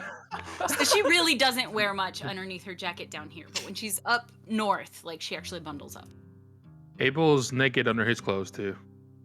What? Under his clothes. What a All right. So, So just kind of other than pointing out how cold it is up where Jesus we're going. Christ. Yeah.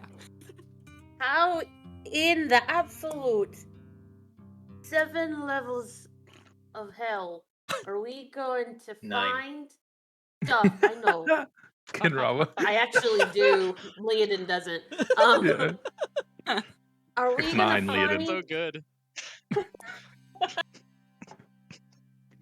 Never mind. You guys quit being No. bullies. Sorry, Ray. Continue, please. Are we gonna find stuff to make the rest of us warm enough to go? I think I have an idea for that.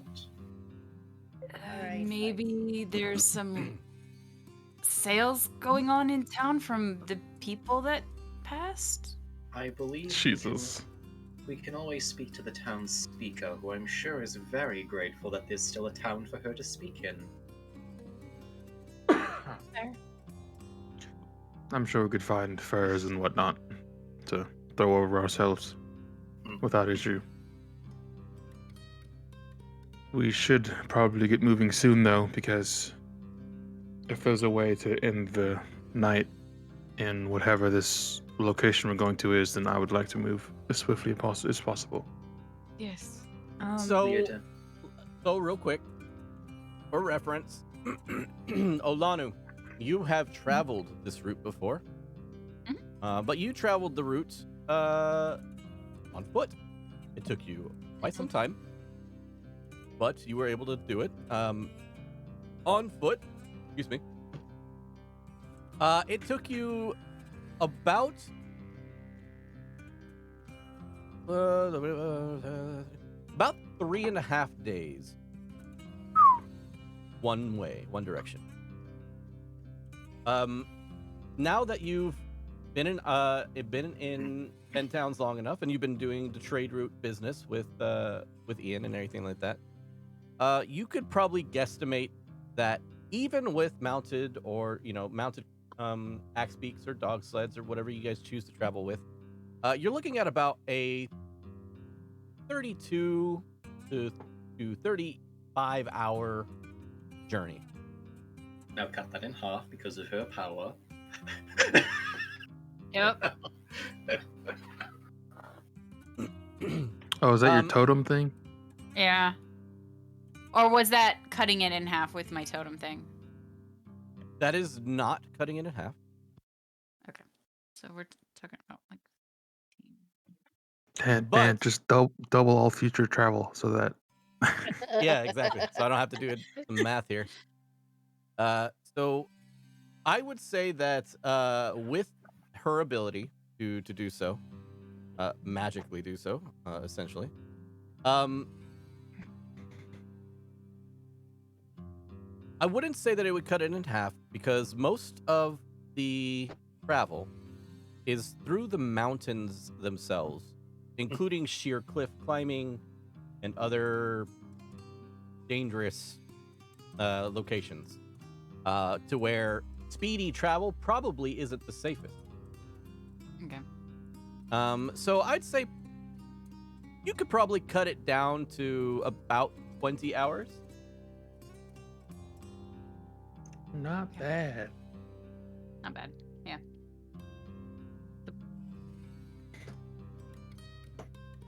We can probably get there in about 2 days, depending on how often we rest. Yes, and that is correct. So 20 hours direct, straight route, no rest, no encounters, no nothing. I have to admit, I'm excited to see where you come from. I'm oddly excited to show you guys. It's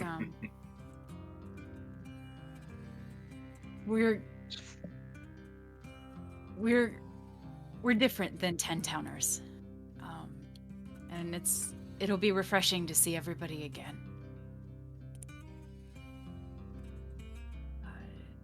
Also, none of us are civilian? Every single one of us is a warrior. So don't go getting into fights needlessly. And everything that we do is for the tribe. So don't steal anything or break any laws. This seems like a conversation best safe for travel. Yeah, let's get going. Oh, clothes. You guys need clothes. Yes, I'll go speak with the speaker to see if we can sort that out. Would you like to accompany me, Leodon? Perhaps we can actually talk about getting your name out of that pot. Oh, yeah, sure. Okay. Leodin and Kin, you guys separate for a moment to go talk to the speaker. I assume you guys want to speak with Devessa Shane, the lead speaker? Yes. Okay. So you go and meet up with her. She is in her chambers within the town hall. Is Trovis in the town hall as well? No, Trovis has basically started to kind of move around, and he has found a location that was unclaimed after the riots, or not the riots, but the attack. Okay. Yeah. Speaker, we have a request. She looks up very frustrated, like due to the fact that she's been up for many hours and doing all kinds of stuff. She looks up and she says, "What is it now?" It's Woo, nothing 5 to- hydrates, 6 hydrates. Hydrate. Oh, wow. Thank you. Arthur. Cheers, cheers. Thank you, Arth.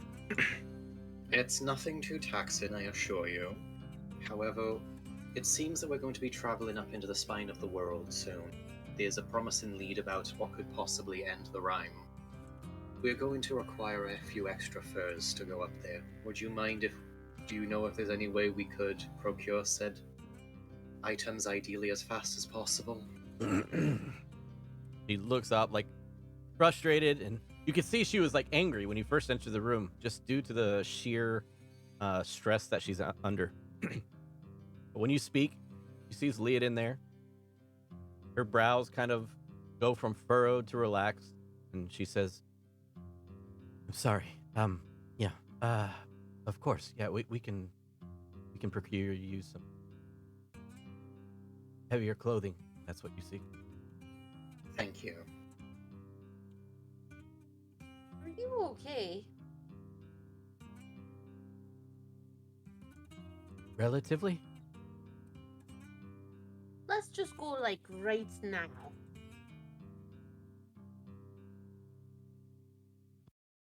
Am I okay with right now?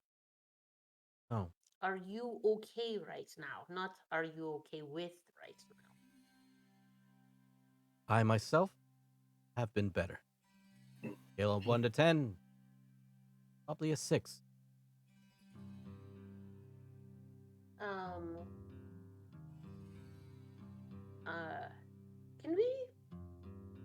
Can we stay for a minute? Kinrava, do you mind? I don't mind at all. Can I play a song for you? She chuckles, and she like her hands are on the desk like in front of her, and she just kind of like closes her eyes, breathes in through her nose, sits back like hard in her chair, and she just puts her hand out in front of her and she says, "Play away, Leodin." I would like to play for 10 minutes, if I remember correctly. You attempting to charm her? Yes, but I only want to, like, soothe her mind a little bit. This isn't for nefarious reasons. Sure, of course. that a save or? Oh, it's only 1 minute. Yes, it's a DC wisdom save. That is going to be a 16 on the DC wisdom. Oh no, she just saved. At disadvantage. With Bane? Don't forget Bane. Gotta add Bane. You baned her beforehand? No. Yeah. Her depressive state, the depressive state of others has really wrought her with her own bit of depression. You see Duvessa, and she is young compared to all these other people who are seasoned in many years and in leadership. Duvessa is rather young. She is closing in maybe 27, 28 years old. To be the leader of all of these people, and including all of 10 towns, has put a heavy stress on her that she, one, probably wasn't prepared for as much as possible, but has been having to act the part. So I will say that even though you may feel that your spell has failed,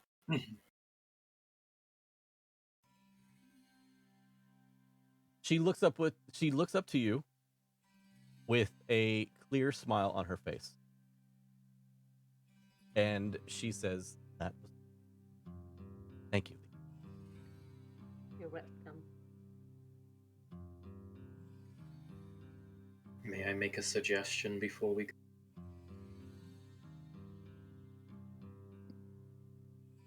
The floor is yours. If there's truly quite a bit of ruckus involved with sacrifices, choose either food or warmth. I think people have seen enough death. I do not believe human sacrifices are in our best interest any longer. A wise choice, Speaker. I think even food could take priority. Keeping those we have still with us alive seems our best chance. A very wise choice. She nods. Hopefully we'll end this soon, and you won't have to worry about it. And she says that she will gather your additional furs and winter clothing and everything like that, and she will have it brought here into the council chambers, and you can pick them up whenever you're ready. All right. While we're waiting for it, then I was just gonna pull it into one of the sides and just say, for the record, next time you suggest, doing away with someone of the arcane variety, perhaps don't say it in their place of residency. Well, I mean, I'd rather her know that I don't trust her. I suppose there's some merits to that. But I guess I won't tell her. Or Dabra and I'll make sure if she double crosses us that I don't turn into something undead. Oh, don't worry, she won't survive the journey.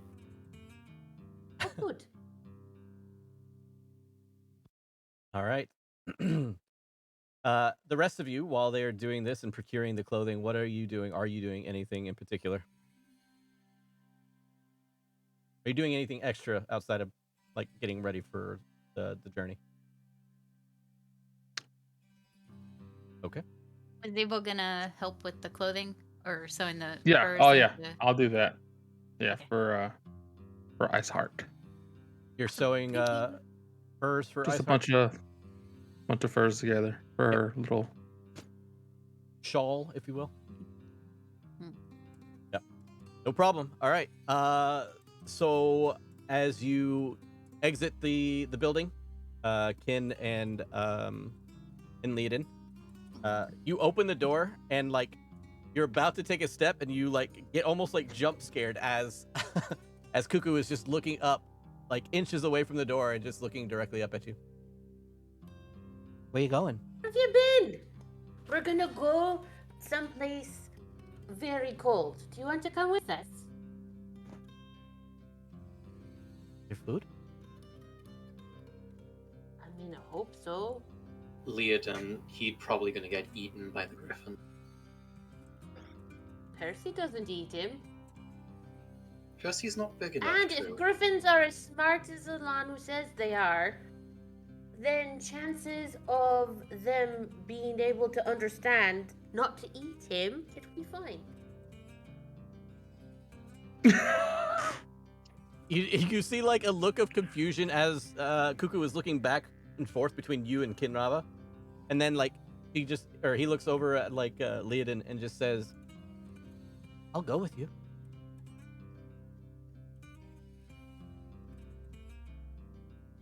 You know what? This Ride on my furball. speak if you want. He kind of like chuckles, and he says, "No, it's okay. I'll just ride alongside you." Okay. You know what? This furball is none of my responsibility. You do what you want. He is perfectly capable of taking care of himself. He knows to run away when we start fighting. You just see like a look of mm-hmm. Yeah. Oh man, I love this fox so much. He's gonna kill us. It's gonna suck when he betrays us. Yeah. All right. So you guys gather Cuckoo along with your goods. How do you plan on traveling?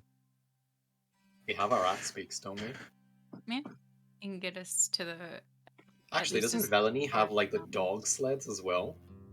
He has a couple dog If sleds. they weren't destroyed. We can tie up the axe speaks to the dog sleds and then we can just slide with them. Would you like to do that? Or go like the Huskies and just tie up your axe beaks to some sleds? I don't want any more dogs to die. Fair enough. Yeah. Please think I'm just don't gonna name ride my them axe if pick. we have to take them. Please don't name them.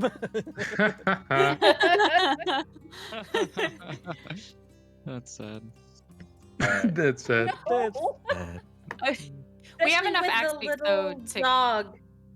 each ride our Just own, in dance so that we don't have background. to abandon sleighs or anything. Yeah, we have plenty. Okay, so I'll say with everything together that you guys can gather all your axe beaks that you had previously, of course, and then you have the two sleds that Velony had. One of them was destroyed because she had 3 originally. Yeah, okay. One of them was destroyed in the attack, so you have 2 there. Do you want to take or try and find an additional sled or number of sleds? Or are you just needing the 2? I just imagine pulling a sled up a mountain is going to be tough. That's why I think I'm just gonna ride. Yeah. I've got levitate Yep. and fly, we'll be fine. Another thing for actually finding shelter on the mountain, we might I've got want Liam's to. tiny hut, we'll be fine. Okay, yeah, never mind. We're good. Olana looks at you like, what the fuck is that? That's fair. Oh, do you remember? Do you remember when we stayed in it? We've done it once. That weird bubble thing. Yes, the bubble. The bubble will save us all. The bubble is your best friend, Olanu. Just trust the Okay. bubble. Okay. Did we? Where did we stay in it? Yeah.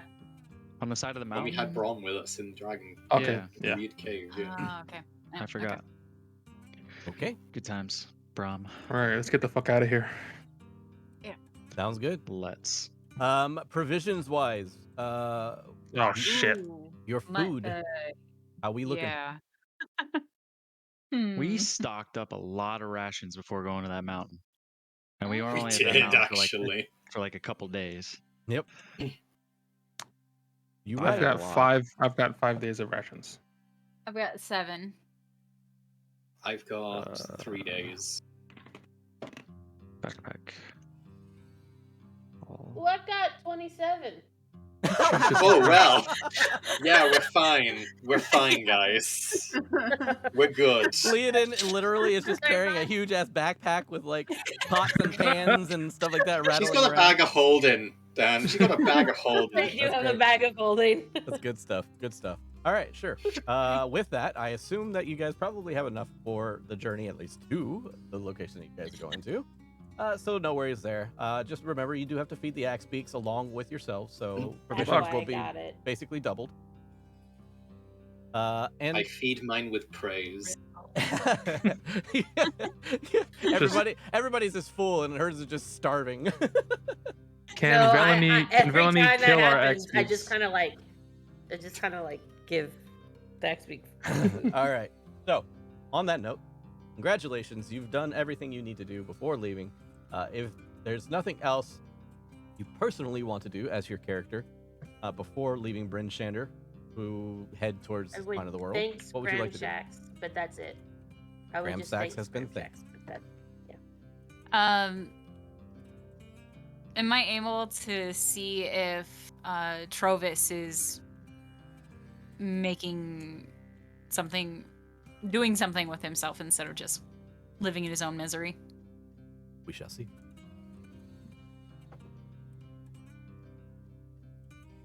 Lucky for him, he seems to be coming out of his ultimate state of depression.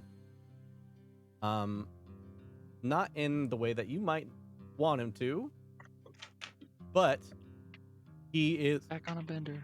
he is helping rebuild. That's what he's doing. Yeah. Something where he doesn't have to speak with anybody, but he can at least help in a way. That's good enough. You see him, like three humans carrying like small, things of wood or whatever, and then you see him, Trovis, behind him carrying like a gigantic bundle of wood, like kind of behind them, helping them. Kinrava doesn't even look at him. Yeah. If I caught his eye, I would just nod to him. Even with your nod, give me a insight check. Oh yeah. Perfect at base. Ooh, What? +2? Not awful. Yeah, +2. Which one of you is not going to? I know everybody's abilities and skills. 17. 17. Even though he looks No. at you and you do catch his eye, you can tell that he is still completely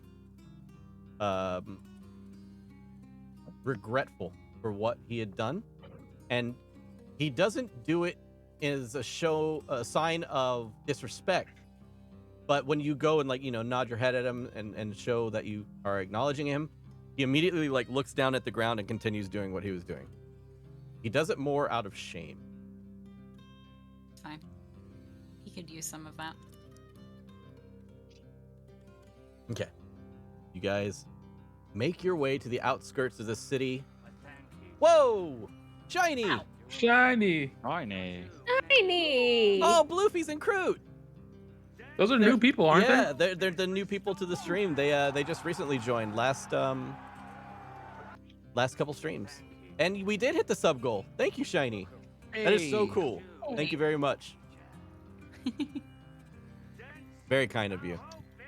All right, so on that note, you guys get to the outside of the city, and you see two shiny baubles lying on the ground at the outskirts of the city that look to be beautiful, heart-shaped, crystalline,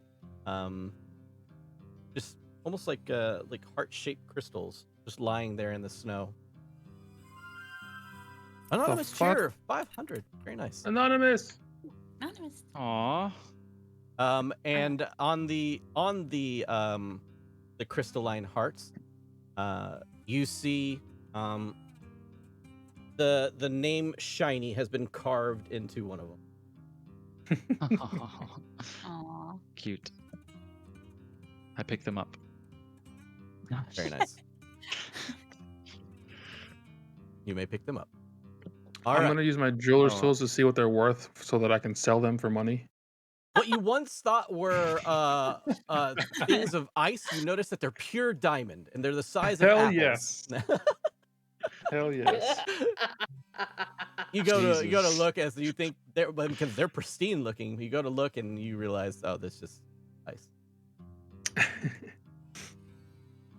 All right, so you guys start your journey east towards the Akhenathi tribe in the spine of the world.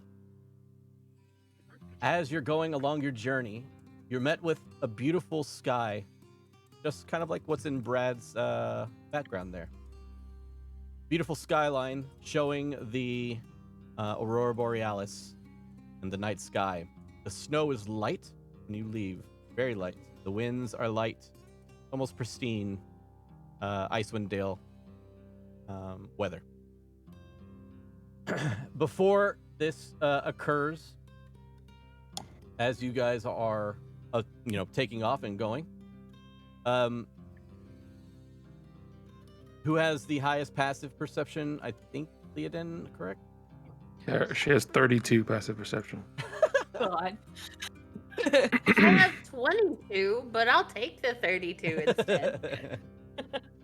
Leoden, you note a large shadow far off to the northwest in the sky that kind of disappears over the horizon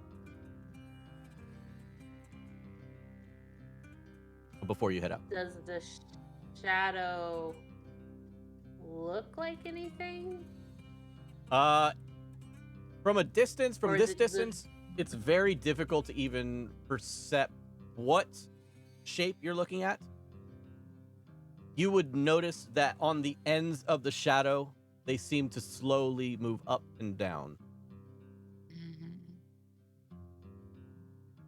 before it disappears over the horizon. Wings. All right. So, Anonymous Cheer, I think I said it before, but thank you very much for the 500 bits. That was very kind of you as well. Thank you. All right. So, you guys start your journey, and as you guys are on your journey for the first few hours, it feels reminiscent of the times that you've left the town. Nothing spectacular. You guys are making your way down the east road that takes you usually to East Haven, and familiar, landmarks that you've seen before. And it's almost pleasant, almost like it's reminding you of a better time.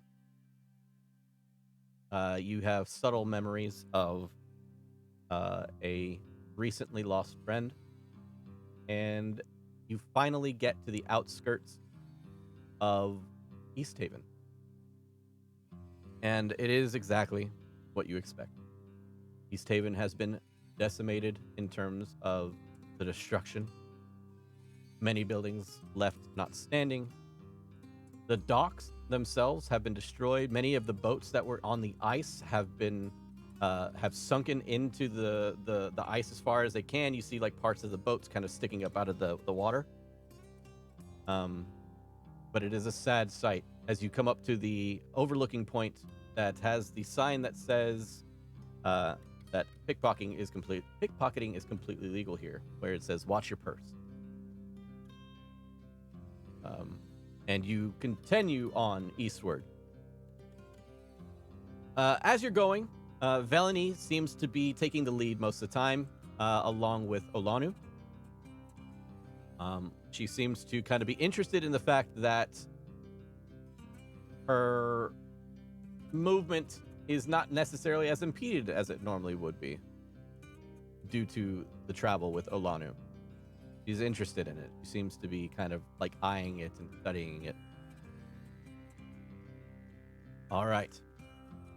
You guys make it about 6 hours or so into your travel. And you're beginning to notice that the axe beaks and everybody starts to get a little bit hungry. And it is nearing kind of like the end of the day. And it's kind of rounding about the time that you should be either looking for a place to rest or up to you kind of continue on on your journey. So what would you like to do? Would you like to continue on your journey? Would you like to find a place to rest, or anything else? What would you like?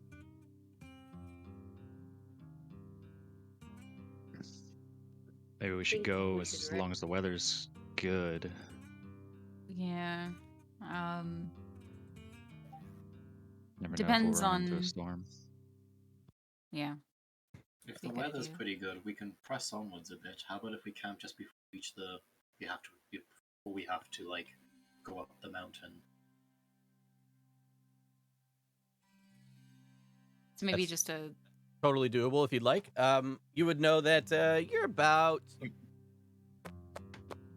5 hours out from the mountains, Five Judging more the hours, distance. and then we can- Do yeah, we can rest. do the axe beaks look like they can do that? Yeah. Oh yeah. With Another 5 hours? Okay. Olanu's ability, they can go a little bit longer than normal. Normally they would only go about 8 hours of travel. But with Olanu's ability, that seems to be helping them in regards to the fact that they're not being hindered as much during. so go Okay. the extra 5. So you guys want to kind of go towards the base of the mountains, yeah? Mm-hmm. Yeah. Yeah, weather permitting. Yeah. Weather permitting, to be honest, the weather is like I said, it's one of the nicer nights in terms of what you've kind of had to deal with. As you kind of approach the base of the mountains of the spine of the world, they reach so high that normally, even with Kelvin's cairn, you can see the tip top of the mountain from the base pretty easily. But as you approach, the tips of the mountains kind of disappear beyond your vision, because it just goes on and on and on. The range of the mountains basically takes up the entirety of the horizon on one side of you to the east, and you look back, and all you see is the moon and the stars and the aurora kind of taking up most of the skyline. But as you approach the base of the mountains, what pulls your attention away more than anything, Leodin, approaching the base here, you see a strange sight. Well, not strange per se, but you see a sight that kind of startles you. As you see what looks to be a frozen body or something, a frozen humanoid something, just sitting about halfway from like waist up out of the snow, just about 50 feet or so in front of you.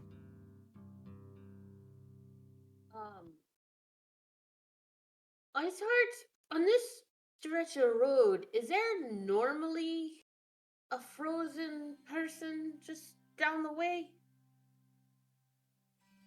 I mean, you would know that there's plenty of dead bodies, like, that might have died during their time here in Icewind, but, there's not like oh, that's George. Yeah, George has been here for 100 years.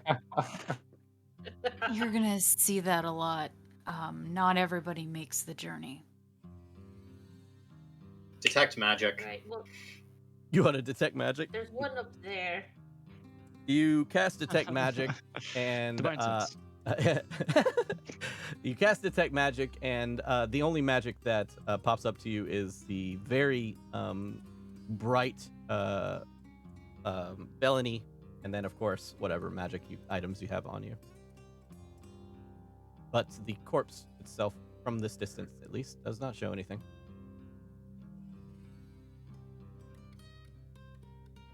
There seems to be a dead guy. Yeah. You can assume that it's a dead guy too, because it's just not moving, and it's in the shape of a humanoid, and it's sticking up halfway out of the snow. It's also So frozen. seriously, yeah, if you guys need to stop, we need to stop. I don't want any of you just to die because of cold. Kinrava's gonna cast Mage Hand and just poke it. Okay. I think it's too far away from Mage Hand right now. 60 feet I got a Mage Hand. Oh, okay. So yeah, you poke the corpse or whatever it is from 60 feet away, and I mean nothing happens. The mage hand Oh, wait, kind of pushes no, on 30 it. feet. Never mind. 30 feet, yeah. So Okay. I get within 30 I was feet, like, then I thought it poke was it. 30, but I wasn't gonna. I get within 30 and I then was like, poke maybe it. wizards have different mage hands. Yeah. So your mage hand goes off, and you poke whatever it is sticking out of the snow. When you poke it, nothing happens. It looks to be solid. And this is at the foot of the mountain, right? Like, just Yeah, before we reach it's like just probably about maybe half a mile from the start of going up the mountain. Do you want to see if he's got anything on him before we go? Or... Why is he in the snow, though? Do you Who guys put want him me to there? pick him out of the snow? Not I feel like this particularly. is a waste of time. Velany, Yeah. you can see Velany kind of like squinted eyes, looks over at it, and she says, she looks down at like one of her undead kobolds. Oh, She gets down off of her Oh god, she her brought axe those beak. things with her. Oh yeah, they're helping steer the sleds. She hops down off the axe beak that she was riding on, and she says, "Well, are you gonna do anything with it?" no. Other than search it for anything that could be useful, but apart Is from it gonna that- be able to climb? Jesse, I We guess. should probably bury it. She kind of looks over at you, just like.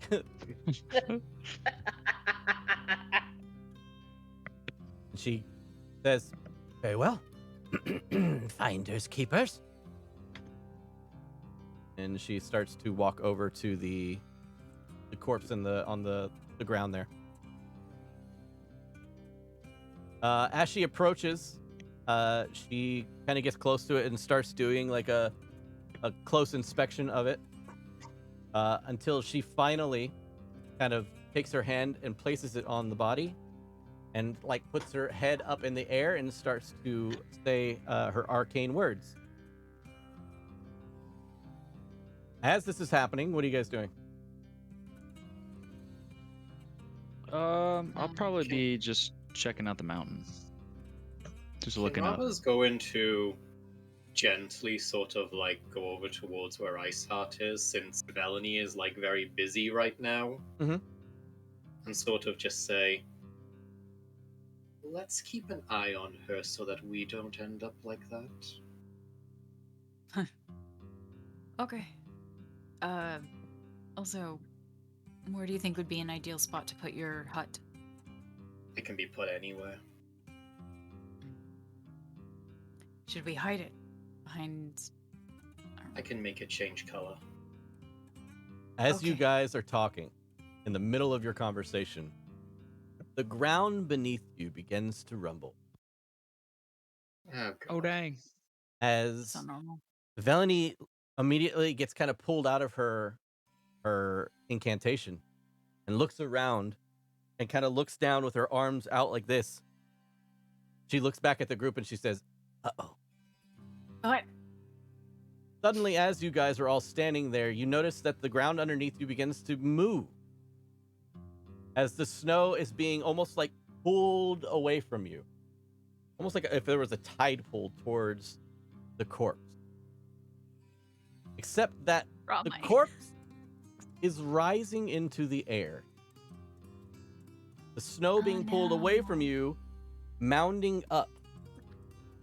And from about 20 feet to your left and 20 feet to your right, you see more snow getting lifted up. And suddenly what you thought was just a corpse, you start to see scales underneath the snow.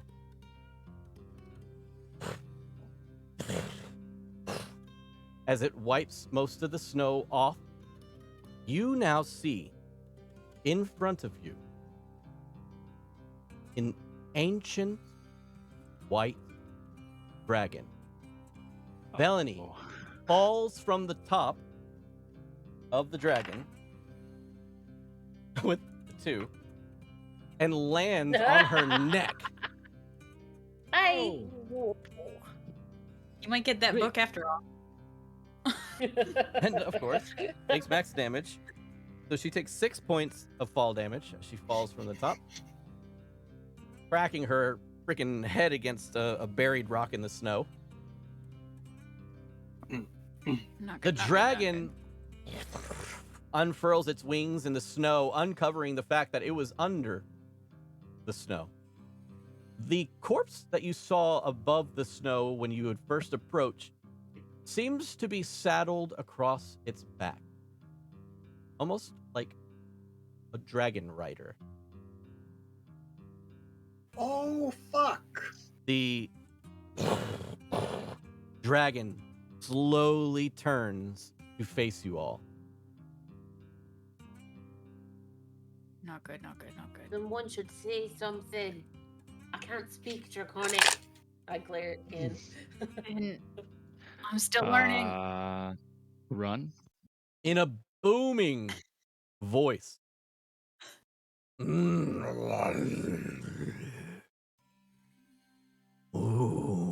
are you? It kind of the voice rolls through the mountainside. When you look upon the dragon, you see its eyes.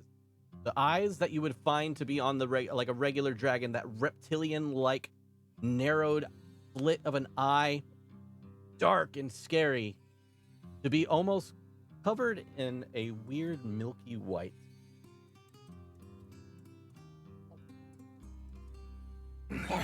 It shakes, and you can see its neck muscles kind of shifting back and forth. Oh, lovely, lovely. Okay, that's cool. It looks into the sky, and it seems to be sniffing around. I know you're there. I'm gonna not It move. takes 2 Is it steps safe forward. to assume, since since you didn't say specifically, only Kin could understand this, that the dragon is speaking in common? It is speaking in Draconic. Can Ravas just go into, like, slowly point towards where the mountains are and go...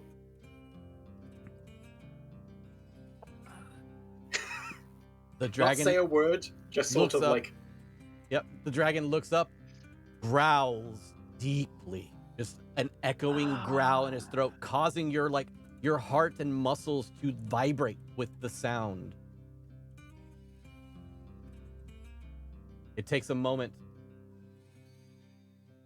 goes and turns back around to where it was located and reaches its head down into the snow,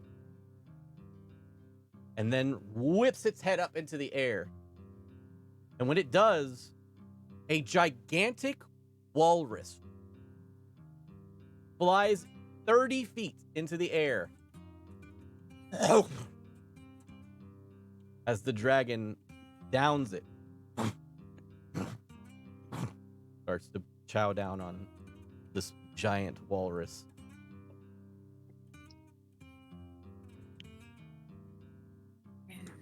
What the fuck are we Say supposed to do? something. You can Maybe. probably As talk if to you it guys if someone haven't- will say something. If you guys haven't said a word Nobody or done speaks anything, Draconic.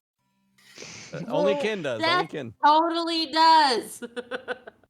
I'm As not you guys talking are to doing this, you see Velany like slowly rising up out of the snow where she landed, and just like looking up at the beast from below.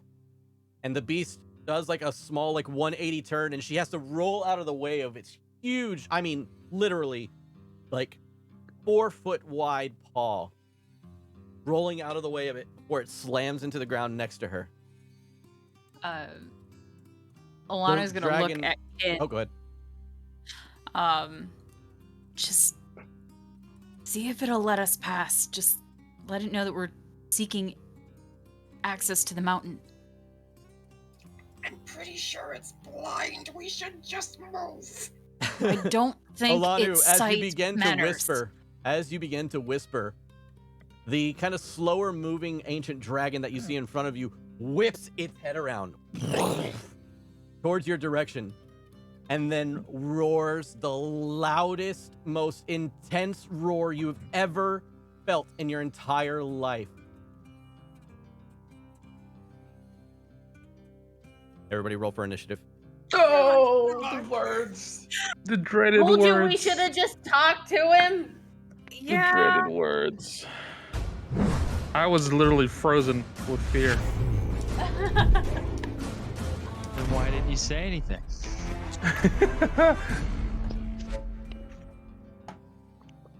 All right. Whoa, our battle scene's fucked. That's all right. We'll just go to our normal scenes. Fuck it. It's all right. Not too much going on here except for open space and giant dragon. So, I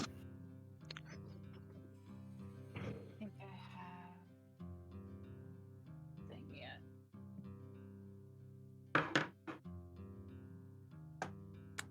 Not good, guys. Not Okay. good. I do not. Okay. Kin, your passive intelligence would tell you that this is probably not a fight that you want to take on. Everybody else naturally probably takes up arms.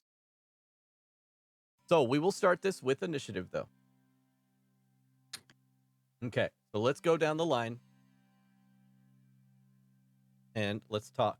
All right, so first off, Olanu, what do you got? 23. Nice. Nice. Then we have That Leiden. was a nat 20. Leiden,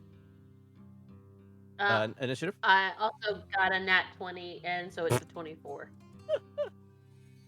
Okay. Abel. I got a natural 17 for a 24. Seth. Ken, please say you have a nat 20. Sorry, Ken Rava. 14. And Grimly. Grimly. 8. Sick. I rolled a 6. Nice. All right. So, being that, let's go down the line. Leoden or Abel, you guys are first to act. Up to you. According to dexterity, I guess you guys can choose who goes first. I think you've got the higher dex. I have the higher initiative bonus, but if you want, you can go first. It doesn't matter to me. Dex is +4, and Wait, you yours keep is going +3. So, first. Abel, you are first. Abel is first? Okay. Fine, then. I guess I'll go first, which I dread. I was about to go first. I'm going to shout for everybody. I just go, run! Okay. And as a bonus action, I'm going to cast Hunter's Mark. Yep. I'm going to run off to the left side a little bit, away from the rest of the party. And I'm going to shoot 3 arrows at this boy. You can just shoot it. Okay. Yep. Ooh. I'm just trying to be a little bit of a distraction. Okay. I'm going to roll 3 natural 20s, so. Okay. Let's see. Yeah, it. sure. First one is a 19. Misses. Cool. Second one is a 28. Hits. That is 15 points of piercing damage, non-magical. Okay. And then my final attack is a non-natural 20. Okay. That barely hits. Oh. Cool. Terrible roll. 14 points of damage. For 28 points total. The arrows strike And- true on some some like in between scale plates. The dragon roars out in defiance, and immediately looks in your direction from where the arrows originated from. Sweet. We move on to Leonin. That's it. Oh, jeez. Well, to get everybody out, I'm going to go ahead and use my specific bardic inspiration as my bonus action and let everybody. I mean, nobody's been hit yet, but you can all use your movement as a reaction. Use your reaction go. to move your Okay. Use your get away. Cool. Then, in the opposite direction that everybody seems to be running, I'm going to cast a little bit of prestidigitation just right on the other side of the dragon's head. Just a faint, using one of our voices to basically say, run, and hoping to distract him. Okay. Roll a what is it called? Deception. Deception? That is a 24. Okay. And then I'm gonna move. And then I'm also gonna run. Okay.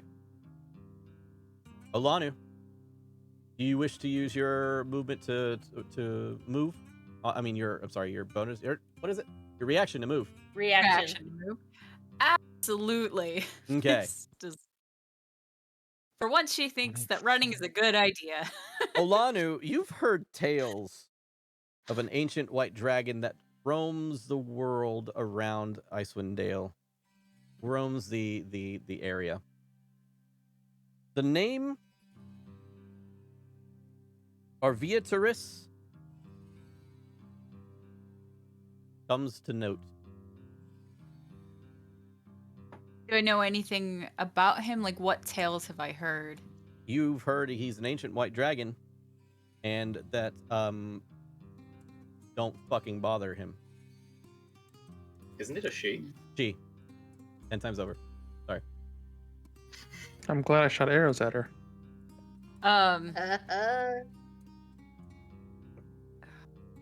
She's nervously, she starts running and then she stops, remembering all of that, and turns to face it.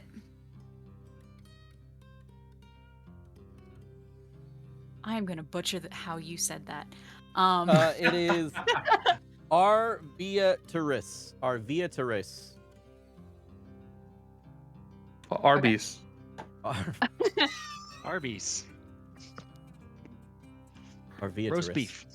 Arviataris. I'm nervous. Mighty Arviatris, we are sorry that we disturbed you. We only seek access to the mountain. Please forgive the fool that fired arrows at you. Just like the loudest roar in your direction. Roll a persuasion check with disadvantage.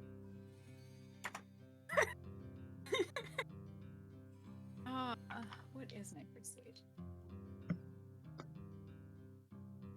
Persuasion, where are you? Oh, good, +1. This is gonna be great.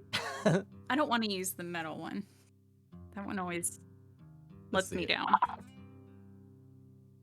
It's a 7. Ooh. Okay. Oh, I rolled a 17 and a 6. Nice. Okay. So the roar cuts you off mid-sentence, as if she doesn't want to hear it. Yep. Okay. And so the roar cuts you off kind of like mid-sentence, and then in like a giant booming voice, you hear yet again in Draconic.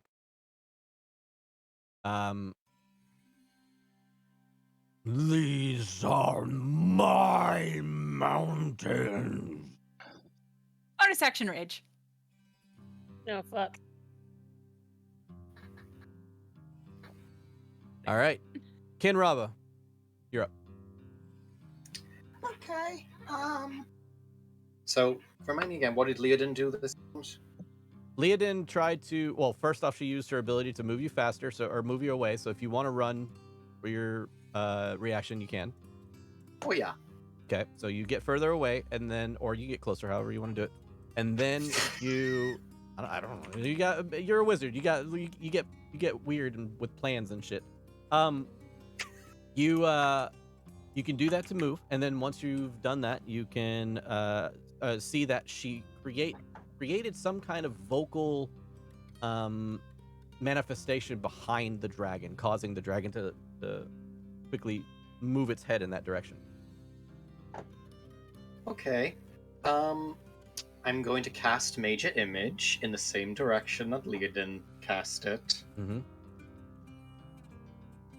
And I'm going to create the illusion of a dog sled.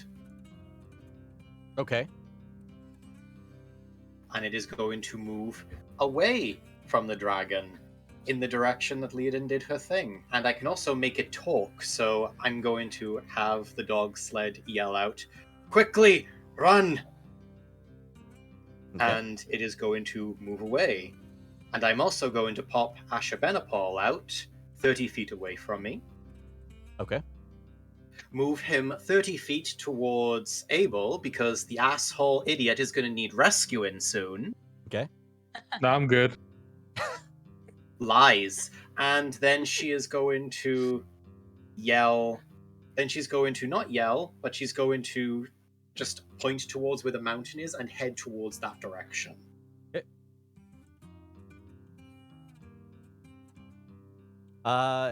The major image, is it a deception type of thing or perception by the user or by the enemy? Let me check. Major image.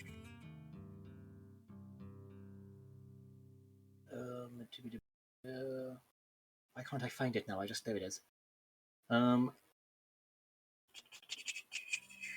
You can't create heat or cold. It can be very loud. As long as you are within 120 feet of it, I think they need to spend an action doing a perception investigation check on it. Perfect. All right. Yeah, they need to spend an action investigation to see if it's not wrong. To see if it's, yeah. No problem. Grimly, you're up. You want to use your reaction to run, at least further away, Yes. or? I think I'll fan out. Whatever direction Abel went, I will go far away from that. Oh, okay. Sure. So yeah, I'll just head off. And Brad. that's your turn, I assume? I'll Or do you got more? cast bless anybody within range. Okay. I'll say that Leodin, Olanu, and Kin are all in range. Perfect. Brad has delivered me devastating news, but I'm not going to say what it Shut is. up, Trey. Shut up. Devastating. It's not my information to give, but jeepers. Okay. just that happens. just a little side note. I don't know what that means, but all right. Let's keep going. Fuck. Yeah, I don't know. I just found out that I could add my proficiency bonus to ability checks that I'm proficient in and saving throws that I'm proficient in. And I haven't done that all campaign. Nice. So I've had like +2, +3 throughout the campaign to certain checks Sick. and saving That throws. explains Sick. so much. Anyway. Anyways. I love you, Brad. Thank you, Grimly. You see, Fuck's sake. you see, Velany kind of get up off the ground and attempt to sprint away. Get Her- crushed by a dragon. It'll her make my old ass life self. easier. Her old ass. That Fortunately for her, Damn it. is a let's see. Natural 2. That is a 19 to hit with the dragon for a reactionary attack. But as she's running away, she holds her arms up as the swing comes near her, and the tail blasts her, contacts the shield that she puts up, and she goes flying into the snow about 15 feet away. The dragon roars out one more time as it finds contact with whatever is around it. And at this time, the dragon beats its wings into the air, and it is going to choose which one of 3 individuals it is about to attack. It will be either Abel, the yelling of the prestidigitation. Oh, I'm sorry, it'll be 4 individuals. So prestidigitation. Then it will be the cart that you had made with the dogs, the sled dogs yelling. And then it'll be Olanu, who was yelling at the dragon in order to try and parlay with it. It is the second option, as it attacks Leodin's disembodied voice. It gets up into the air. 5, 10, 15 feet, almost immediately by like one burst of its wings spread. And it reaches back as you start to see all of the snow and the fog and all of the falling snow from the sky start to get sucked into its mouth and nostrils until finally a huge beam of cold goes off into the distance, the opposite direction of the party. Hell yes. The dragon roars as it lifts high into the air and starts to fly away from the mountain. All you begin to hear, or all you hear moments after that, are the sounds of roars echoing throughout the cavernous mountain walls close to you. But you can hear these roars for what feels like almost an hour off in the distance. And as the dragon flies away and just disappears into the night, you look over and you stare upwards towards the mountains next to you. Veleny gets up off the ground and wipes snow off of her outfit. As one of the kobolds approaches her, she just looks down at it and she says, "Where were you, you idiot?" And she looks over at the group. She says, "I hope that was the worst we find." Mm. And as you guys prepare for the journey up the mountain, you think about whether or not you want to rest here for the moment or continue on. And that's where we'll end today's session. Let's go. We're ending early. Yeah, I thought we were gonna just keep playing. I just want to keep playing for forever and ever. Yeah. Well, we'll end it today at 3.5 hours. A little bit early, a little bit like about 7 minutes early.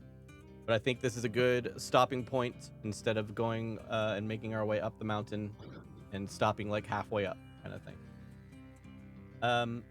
So, on that note, if you're watching here on YouTube, thank you very much for watching. I really do appreciate it. You guys are awesome. Stick around. We'll give you some more content here soon. We'll see you guys next Saturday. Keep being your best selves. Bye-bye.